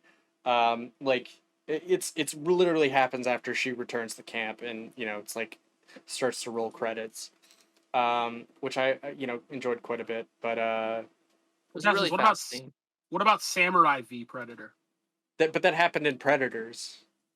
Oh, did it? I didn't see Predators. That actually happened in Predator. Yeah, like a dude who's a samurai pulled out a sword and fought the Predator. Anyway. Why does Predators have to ruin everything I love? I mean, Eric Foreman, blame him. So let's see, real quick. Yo, I also thought all the deaths were predictable. Anyways. Yeah, because nobody listened to Naru. Can we take a pause for a second? I actually have to go get my power cord. All right, yeah. Let's take a quick break, and we'll be right back. I'm gonna use the bathroom too. All right, peace. Oh, okay. I can't have an extra split. It doesn't add extra splits. Oh, it doesn't add extra splits? Okay. No.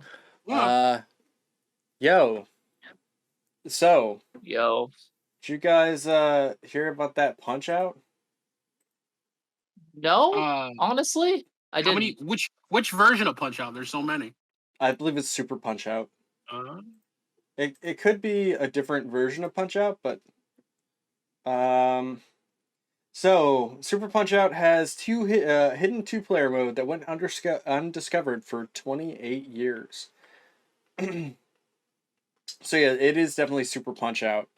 Let me see if I can pull up that article that you sent me. Do we know if this is actually like real, or is this real? Mario 64 real. Other people have tested it. It's not a hack. It's not a mod. There's literally just a way to. It's not a Mario 64. Got it. Yep. You just have to run around the thing. No, it tells you in that article I sent you. I think it's like select A, start one of the menus or something like that. Yeah, but then 2-player has to hit like a different set of a different set of buttons. The real question is, does this make Punch Out a fighting game now? I think so. It makes it single player. Damn it! It's got a verse mode now. It's the fighting game.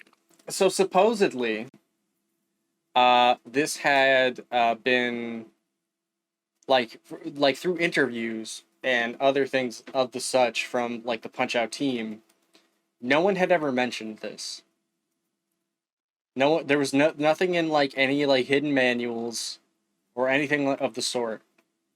So like people had to just like in 2022, 20 years later, right? Stumble upon like this as a mode that can be done.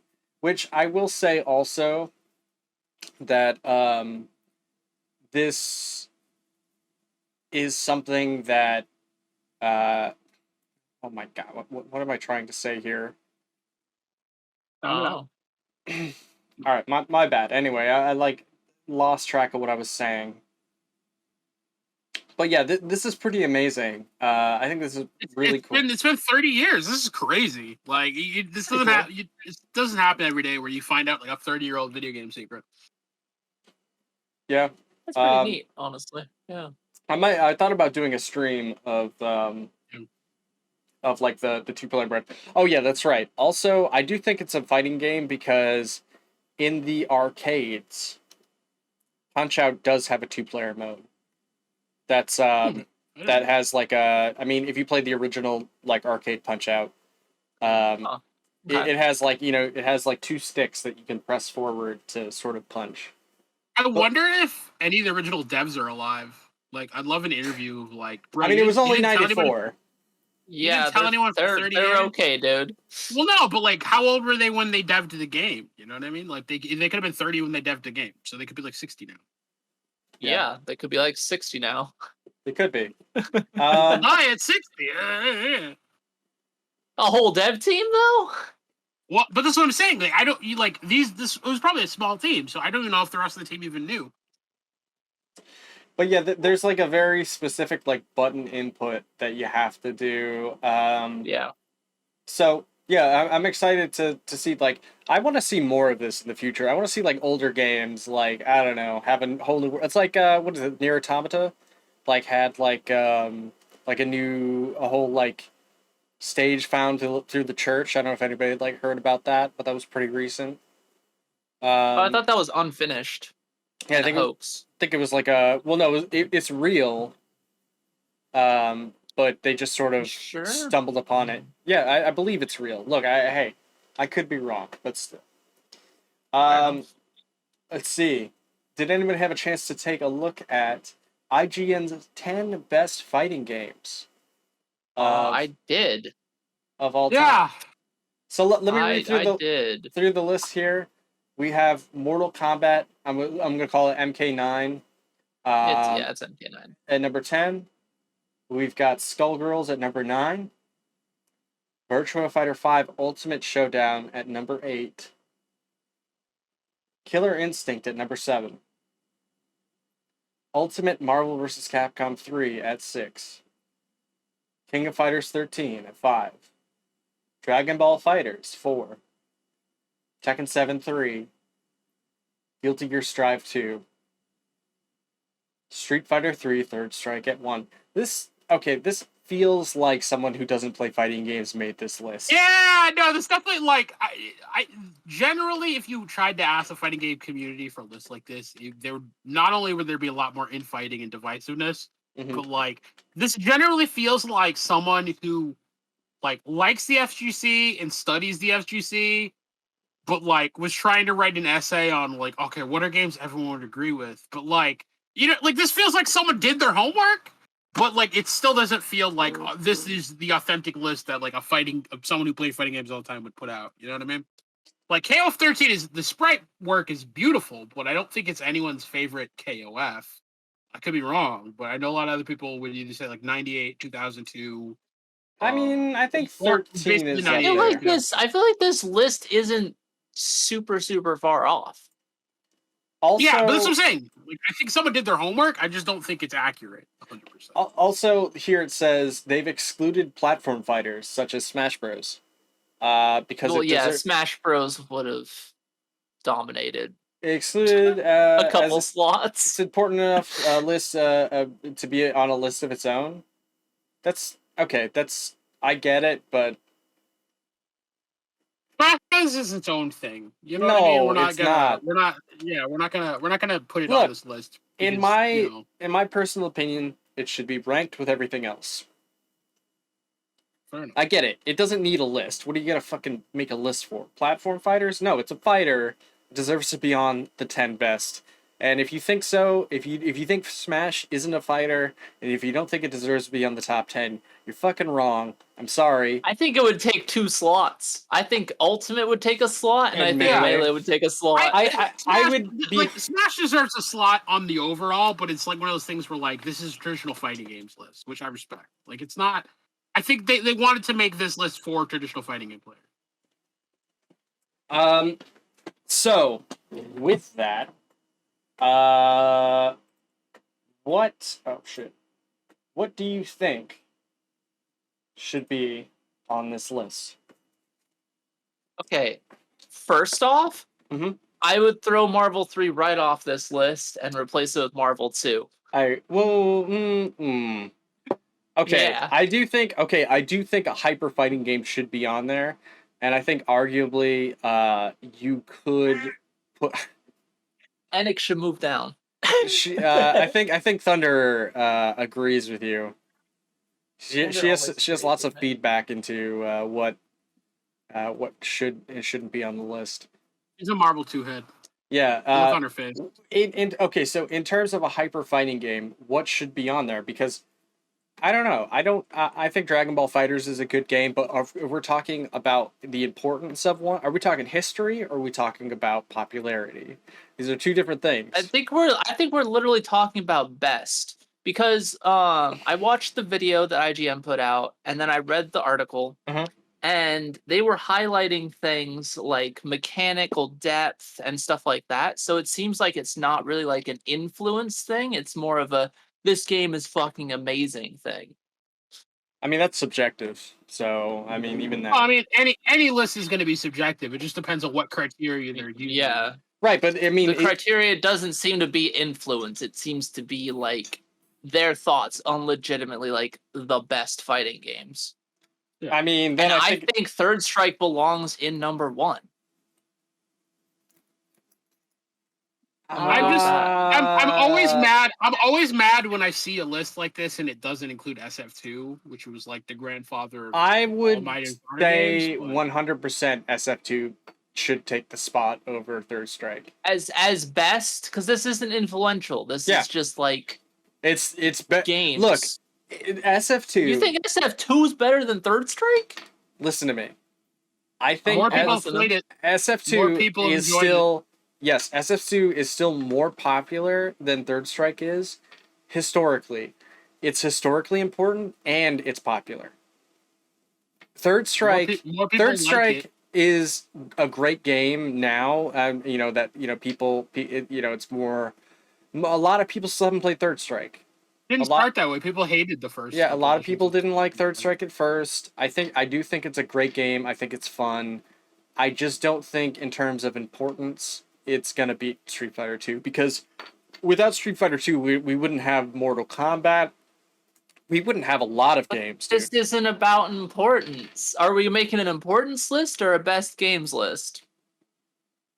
I mean, I don't think you could argue that Third Strike is better than Street Fighter 2. Yeah, I think that's like Street Fighter Third that's Strike just a matter mechanically, of opinion. it just blows Street Fighter 2 out of the water. I mean, I think that's the hipster take of like everyone loves SF3 because it is a gem. But like SF2 started it all and it's a fun game. I don't think. I mean, I think that SF2 has just as much depth as Third Strike. In my personal opinion, and that's only like from watching tournaments of it. I think there's a lot that people can do. I think it's a more challenging game than Third Strike because you can get like 1 touch or 2 touch in that game. I mean, there's a lot of technique that goes into it. I don't know, man. I think you could probably make an argument for Third Strike, but I still think that Street Fighter 2 takes that slot over. I mean, just for popularity and importance. Okay, I mean, if we're looking at importance and popularity, you can throw out most of this list. Well, then why is this a best list then? Like I don't. Well, so that's what I'm saying. Like, what is GG Strive doing on there? It's because it's popular. Yeah, I mean, they're saying it's a best list. Did you watch the video? Because he goes over and explains why each one is the best, and then it also reiterates on it in the article. If you read the article, you would know his or their. I mean, I would know reasoning for why it's their best. Okay, I wish I had checked out the article, but the list it's itself not by influence. The list itself is the first thing you're going to see, and I disagree with some of that. Like a lot of people would say Plus R was a better game than Strive. So exactly, and lists are subjective. That's how it comes down. Why? You know? Okay, so do you feel attacked, Quintessence? Do you feel like no, I feel like you're misinterpreting the list's point. That's all. Is best? I don't think that best is, again, you're saying best is subjective, so I can go ahead and disagree with that. No, I'm saying the list is subjective. The list had its own logic. The purpose of the list is this person's best fighting games, not most influential. Yes. This person's literal like, oh, these are the games that I fucking love. To this one person fucking loves. Yes, exactly. But then Like why? influence wise, why would you have Tekken 7 on there, right? Okay. I mean, still no. I honestly- think that is you can make an argument for that. Okay, so Yeah, then why is it called the 10 best fighting games? Then why is the Because fucking article? We live in an age of social media. and Because it- look at the Yeah, if you pronounce the scroll up, you'll see at the top where he says what? No, not top, like right below. There you go. Fighting games have a in special- our there you go. Yeah, go. Past and present. Okay, so he's also saying he's giving time. It's a genre that requires quick thinking, twitch reflexes, and vast amount of knowledge of both your opponent's options of play at a high level. Can often seem intimidating, but some of the most recognized series pop culture, such as Street Fighter, Mortal Kombat, belong to that same genre. So for our deliberation in assessing this list, we've laid out some special criteria. We've excluded platform fighters such as Smash Bros, which is fucking ignorant, as important enough to be on a list of its own. You're not wrong. We've only had some games representing each series. While legacy can play a big part, we must offer a robust mechanics and still fun to play. Here's the top. So what he's just saying is he doesn't fucking know anything about those other games. So I'm sorry that you don't. It's just not about influence. All right, that's what I'm saying. His list is not based on influence. This is one guy's opinion. But it could be older games that he enjoys, and it could be newer games. This just sounds like this is all this one person's played, and he doesn't know anything about those games. Fair enough. It could be. I don't know. I didn't make the list. Again, I think he makes a lot of. Not the choices on here aren't necessarily bad. I just don't think most people who play FGs would agree with them 100%. That said, it's not a bad list. It's a list of certainly popular in well-known fighting games. So I mean, at the end of the day, I don't think it's perfect. I wouldn't have made it this list, but I respect it. A lot of the choices definitely I think are valid. I think DBZ Fighters absolutely deserves a spot somewhere. I would say it's in the 15. I'd put it in the top 10. No, I think Dragon Ball Fighters? I think it's a good game. But I don't think. Again, we had this conversation about the same. I feel like we just had this conversation, in the podcast a little while ago. Every 3 weeks? We have it every 3 weeks. There was another list. There was another list year, that was was it the top 50? We're having the same conversation now. This is becoming a tier list meme, homie. Look, I think tier lists are fun. Oh, I think Tekken 7 could be in the top 15. And again, you never mind. You could argue Tekken 3. My vote is for Def Jam Fight for NY. I'm just saying, Smash Bros doesn't belong on this list because it's not a fighting game. That's not what they said. My vote is. I understand. My vote is for Clay Fighter. Yeah, where's Clay Fighter? Where's Clay Fighter? Fighter's too racist. Where's Clay Fighter on the N64? Clay Fighter's too racist. It's too racist. We can't go there. Are you sure Maximilian Dude didn't make this list? He probably paid the guy to make this list. It makes you wonder. You got KI here. You got, of course, Third Strike is number 1. This guy watches Maximilian Dude, and there's nothing wrong with that. You know he does. I think Third Strike's a fantastic game. It's the content treadmill, baby. Love it keeps on Third rolling. Strike. I love Third Strike. Rolling. I think it might be one of the best fighting games ever made. To the next top. I think it's one of the best fighting games. I will die on that hill. Look, I'm just gonna wrap this up. I think Third Strike is one of the best fighting games ever made. I just don't think that in terms of. I think you could probably put Street Fighter 2, Street Fighter Third Strike, and Street Fighter 3. I'm sorry, 4, 2, and Third Strike. You could have those in there. And you could probably make an argument for all 3 of those. But I think that in terms of importance and popularity, Street Fighter 2 deserves to take that spot. Where without that, most of these games would not exist. But anyway, that's just my personal opinion. I've had more fun playing 2s of the alphas. That's all I'm gonna say. I do like Third Strike. I do know how to, but I also enjoy I enjoy Street Fighter 2 Guile. I enjoy playing Alex in Street Fighter 3 Third Strike, even though he sucks. Um, you know, it's a great game. I think parries bring a whole different world of experience to Street Fighter 2. But I also think that in most recent games, they've taken those ideas from Third Strike and have come up with other reasons to make fireballs irrelevant. But anyway, Let's say jam segue on to the next thing. I speaking of different ideas and boy. paths that you could take. Hey, Quintessence, why don't you talk about this Path of Exile? I don't know anything about it.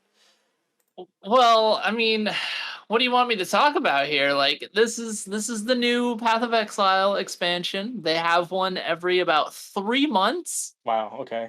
and Hey, content pipeline. this one is one of the biggest shakeups we've actually ever seen. They went through and overhauled over 100 items in this one, and they added another brand new mechanic, which is the Lake of Kalandra, which is basically like a make your own like little adventure. Like you socket these little stone tablets. Oh, see right there into the mirrored tablet, Mm-hmm. and you make your own little adventure that you follow and get different rewards for, which is it's pretty neat. Who knows how it's actually gonna play, but let's see. Did they ever fix the reclass system to let you reclass easily? What do You're you watching mean? the Discord stream, right? The reclass system. Am I watching No. the Discord stream? No. If you watch the Discord stream, there's no delay. That's why Okay. that's why it's up. So you don't have to like wait until things show up. Oh, And I'm not. August just asked a question about Anyway. the reclass system, and I'm confused about the reclass system. I don't know what that means. So my complaint and why I don't want to get into Path of Exile is if I fuck up my build, I want to be able to respec. I want to point that out is not what they want to do. I want to point out no, we you also still cannot respec easily. I So also I will want to continue not to play Path of Exile. we also That's had this fine. conversation a Yeah, few it podcasts happens. ago. It's cool. But yeah, they reworked some other major endgame content. Harvest, Beyond. The entire currency system was flipped on its head, so trading's gonna be like the freaking Wild West. An item that used to be like the top dog was knocked down a couple pegs, and an item that used to be like a little middling kind of nothing was moved up to one of the highest. So that's going to be interesting. It seems like more of a change for change's sake, unfortunately. You're the man But now, dog. this is basically just all No, man. speculation, but everything seems to be looking good for just another Path of Exile expansion. It's just Path of Exile, you know? If you like action RPGs, give Path of Exile a shot. You might surprise yourself. So does Quintessence give it the Quintessence seal of approval? Oh, of course. Yeah, it's one of my main games. Every time. I may hate the devs occasionally, but that's just how it is when you're passionate about a game. That's just how it be. Yeah, I mean, ask any fighting game fan. You know, these devs suck. But God, I love this game. Oh, they're making It's terrible still free. choices. God, I love this game. Don't ask Harada for shit. Yeah, exactly. Yo, so how about this Dragon Ball and Fork Knife? Gunku? What? Gunku. Kunku. What is my only expression to that? Goku's gonna run around with a gun. Problem? Goku, Vegeta. I don't know who else is going to be in it. I mean, I don't Krillin know is the either. only one that makes sense. He was a cop. That's what they do. I mean, yeah. I mean, it'll probably just be Goku and Vegeta, to be brutally honest. Oh, not even Android 17. Rip waifu babe. Well, Android 18 is the waifu, but you tried. You tried. Seen Android 17? Just saying. You can't save this. Nope, Anyway. I can. Fair enough. I was off by one. Is anybody using the Discord stream? Should I close it down? Nobody's using it? I'm using the Discord stream. No, I'm just saying. I'm using the Discord stream. Yo, so apparently the people at Fortnite have wanted me to play Fortnite for a while. So they went ahead and they put some Dragon Ball characters in it. So I'm gonna go Right. ahead and have to use Goku with a gun. Oh, if you want to pay. Wait, what? I'm sorry. Oh, they always do it in like a Come battle again? pass or something, you know? You want to pay? They're gonna make me pay for that? Come on, dude. Of course they're gonna make you pay for Goku. Oh, What are you, stupid? No, I guess I am stupid. I was thinking I could just You jump on. thought you just get Goku for free? Nah. Nah. Yeah. Isn't Naruto also in it? Yeah, Naruto's in Fortnite. Yeah, and so is Ryu and Everyone's in Chun-Li. Fortnite. Rick and Morty are in Fortnite. The Oh, Rock. and Kakashi. Kakashi is also in. So now you can shoot all your friends. Ariana Grande, Travis Scott. You know, Everybody's in Fortnite. it's interesting. Fortnite's quite the phenomenon. Just goes to show you that we're all connected. I hate it. Through Fortnite. I fucking hate it. Even though it's just a skin over a person. Fortnite is the real metaverse. It's true. I'm too old for Fortnite. So we're playing it then, right? Maybe Fortnite's too young for you. Whoa, shit. It is. It is too young for me. Anyway, August, we have something for August to talk about. Yes. Oh, okay. Yeah, I got nothing on this. This is all August. For the continued story of who's the villain now, Flash. Ezra Miller has been charged with felony burglary in Vermont, so they finally got him. We got him, boys. Ladies and gentlemen, we got him. No, so Garbage person continues to be garbage. More than 11. This story is hilarious. Cause okay, thank you for the. He wasn't arrested, but they issued him a citation to be to appear in court. You don't want to know what he was stealing? Alcohol from someone's house. He broke into a house to steal someone's alcohol. This is a grown ass man. He can buy his own alcohol. He's a rich grown ass man too. At 5 p.m. So I think in Vermont they have like liquor store closing time, some weird shit. I don't know. It wasn't even that time. He could still buy alcohol in a store. But instead, he has to break into someone's house to steal it. And this is why he's getting charged with felony burglary. Just talking about the same shit. Insane. But yeah, I mean, essentially, the other part of the story was that, yes, the cops finally caught up to him. He's getting charged with something. Not for ruining, the movie for Flash fans everywhere. But you can't. That's not a law yet. But the real interesting story on top of this is that DC finally came out with a statement. They basically gave him an ultimatum. I guess there was some interview. They sat him down. I think he brought his mom along as moral support, and he's just sitting there on his phone while his mom hashes out the details. It's great.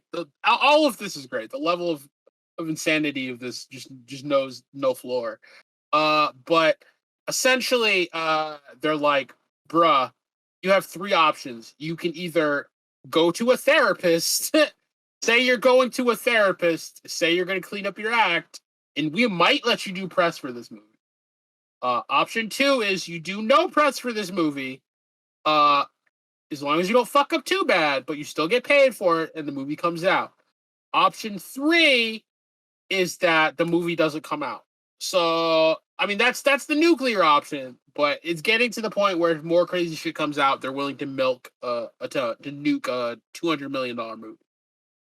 So yeah, this is crazy. I mean, could this be the start of Ezra Miller's redemption arc? I don't know. It depends on how far Mommy Miller can push him. Personally, I'm just super over all this shit. I don't even care anymore. But yeah, I mean, the weird thing is that supposedly they've been doing reshoots all summer. I hear, so I think they're trying to find ways of writing him out of the movie because let's be honest, he's never going to be the Flash again. Even if they release the movie, they're going to find some way to write him out and write another Flash in. And they've probably been doing options. They've been doing reshoots to that effect. But it's getting to the point where, yeah, I mean, he's fucking up so bad. They're again, they're thinking about not even doing the movie. So again, they finally come out and said, yeah, I mean, if it comes out that he murdered like a whole family, then we're probably not gonna put this movie out. I don't think it's gotten to that point yet, but the man clearly, or they clearly need help. Excuse me. And yeah, hopefully they get it, because this could be the start of a redemption arc, or the further turn into villainy. But the $200 million Flash movie is at stake, so. Oh no! DC fans everywhere. Oh, Praying. God. You know what? I don't. Continued help. You know what? I don't think this podcast has talked enough about Ezra Miller. Yeah, right. Let's have just an entire podcast dedicated to Ezra listen, Miller. can we just have a moment The of Miller silence? log. Can we The just have a Miller moment? cast? Listen. Can we just have a moment of silence right now for the fact that this subject is dead after this point? Just say it.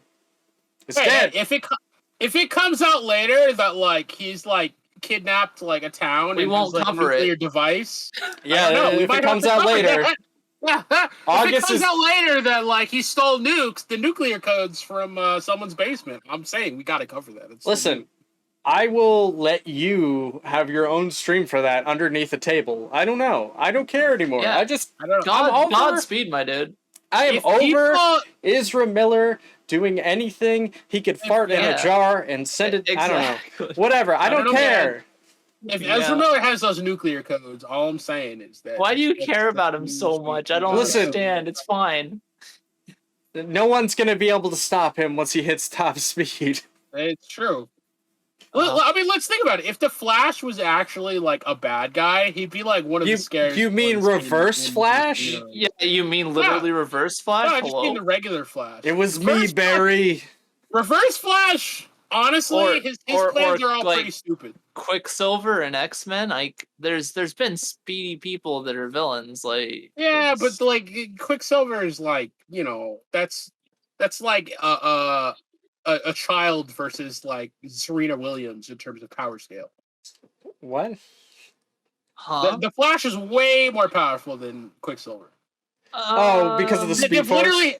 They've literally had an Avengers versus DC comic where the Quicksilver got shot on by the Flash. Well, that. Okay, never mind. I'm not even gonna weigh into that one. Okay. I So, mean, crossover comics aren't canon, but I'm just saying. with that, Godspeed on your Ezra Miller cast that Yeah. you're gonna have. I think he'll have great viewership. I don't know. Dude, imagine if August just has a podcast about Ezra Miller. I'll become the Alex Jones of Ezra Miller. You watch. Oh, please no. Um, Anyways, we gotta speed run this. Yeah, Our yeah, podcast is over 2 hours. All right, so after 20 years, a record function in Soul Calibur 2. Yeah, so they just added a record function to Soul Calibur 2 here. That's weird. I people love Soul Calibur 2, dude. I would say it's the best Soul Calibur game still. that's a pretty low bar. I like Soul Calibur 2, don't get me wrong. But Soul Calibur is a fucking jank-ass game. Fucking jank-ass series. Look, I also like Soul Calibur. I think it's slightly uglier uncle. I think you could make an argument for either Soul Calibur. Where was Soul Calibur on that 10 best fighting games list? I don't know. Nowhere. No weapon-based fighters. So where was Bushido Blade on that top 10 was fighters game Oh, bro, list? Soul Calibur's not Bushido Blade. Come on. Bushido Blade's way better. I know. Where was I don't know. Cap. God damn it! What's that Sega Saturn fighting game with the weapons? I don't know. It doesn't matter. Anyway, so Godspeed to the Soul Calibur 2 people. Yeah. I hope you find peace in the afterlife. Now they can lab out all of the stuff. Hey man, they got a lab out for the next Evo because Soul Calibur is gonna get its due any day now, bro. It's coming, man. The redemption arc of Soul Calibur 2.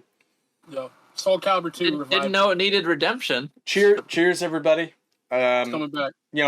I've needed to drink for this podcast. So Understandable. close to the end. Yo.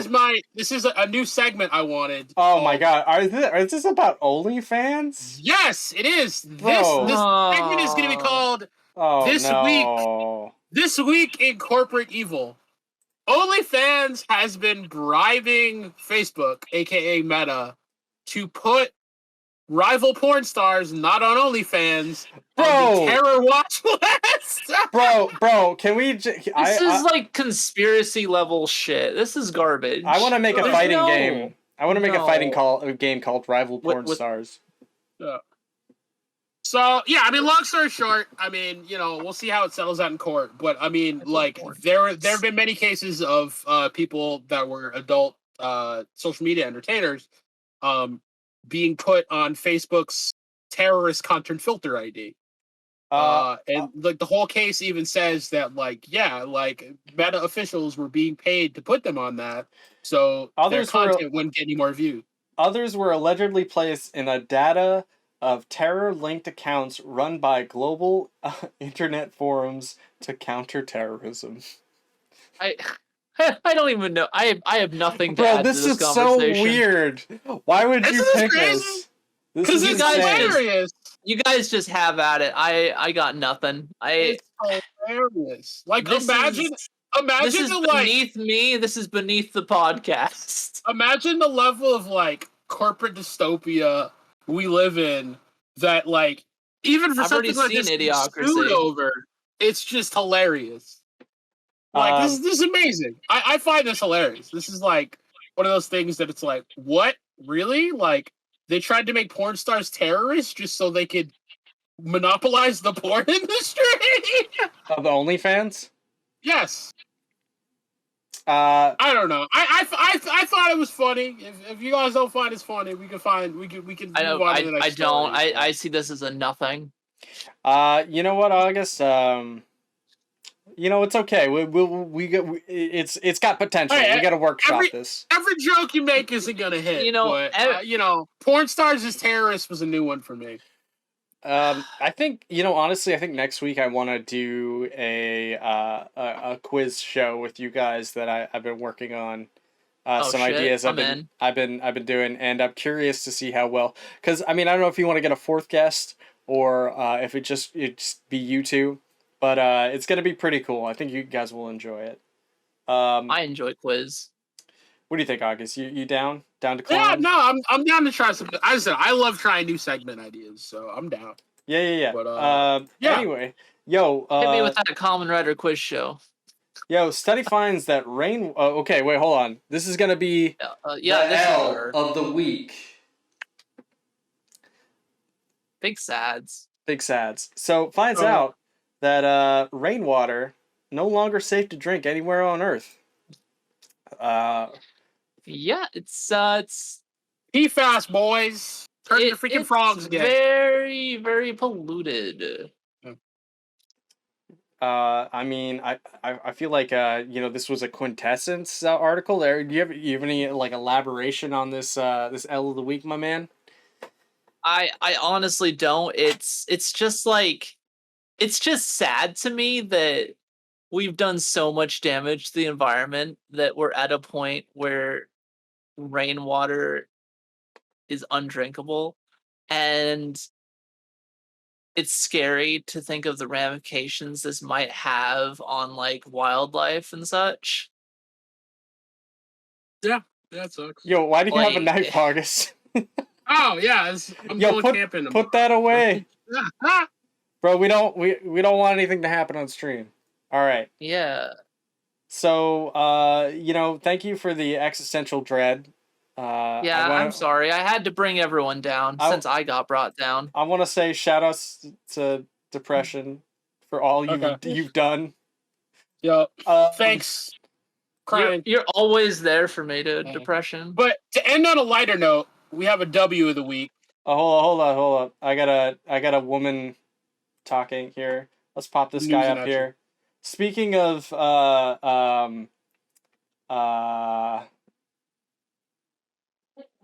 speaking of rainwater, California becomes the first state to offer free school lunches for all students. More like a lack of rainwater.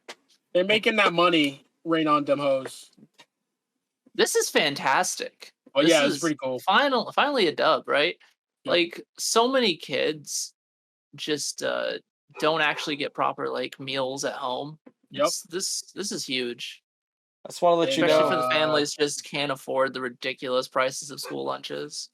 And you know, I think it's great because typically I lay awake at night thinking about California and hoping that someday they feed those damn kids. It's got to start somewhere. It's got to start somewhere. Yeah, feed those damn kids in California.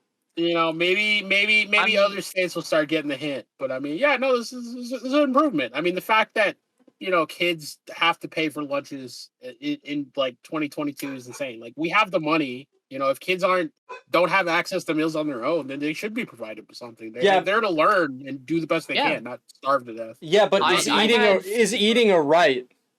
Should did those kids work for those lunches? I know, right? Yeah. Back to the mines with you.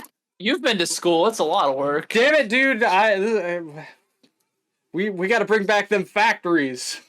No, got to put those kids to work. Yikes, dude. But yeah, no, this is cool. This is cool. This is definitely gonna end up with a better educational outcomes for a lot of low income families or people that just didn't have food, didn't have access. So yeah, no, this is definitely a dub. It's definitely a dub for America, huge a dub for California, a dub for everybody. Dub for me too, because now I can sleep at night. Anyway, with that, August, where can people find you?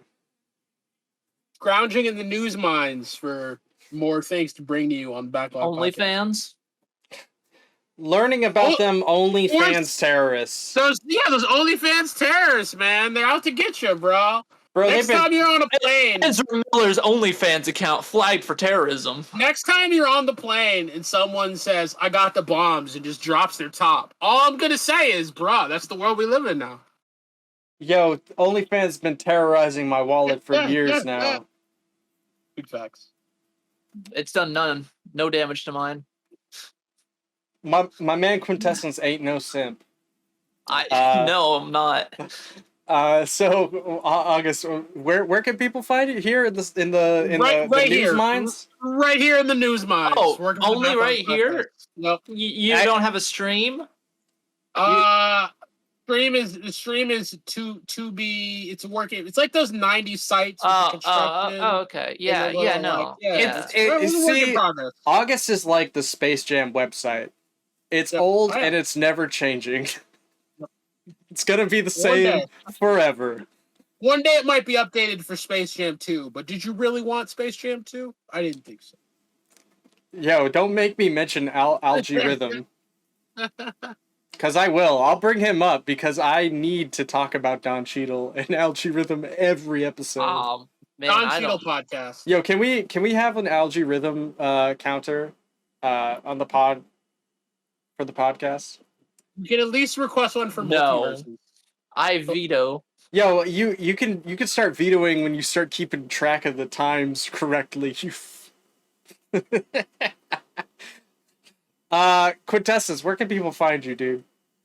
I stream fairly irregularly. Not here. On twitch.tv/quintessencehd.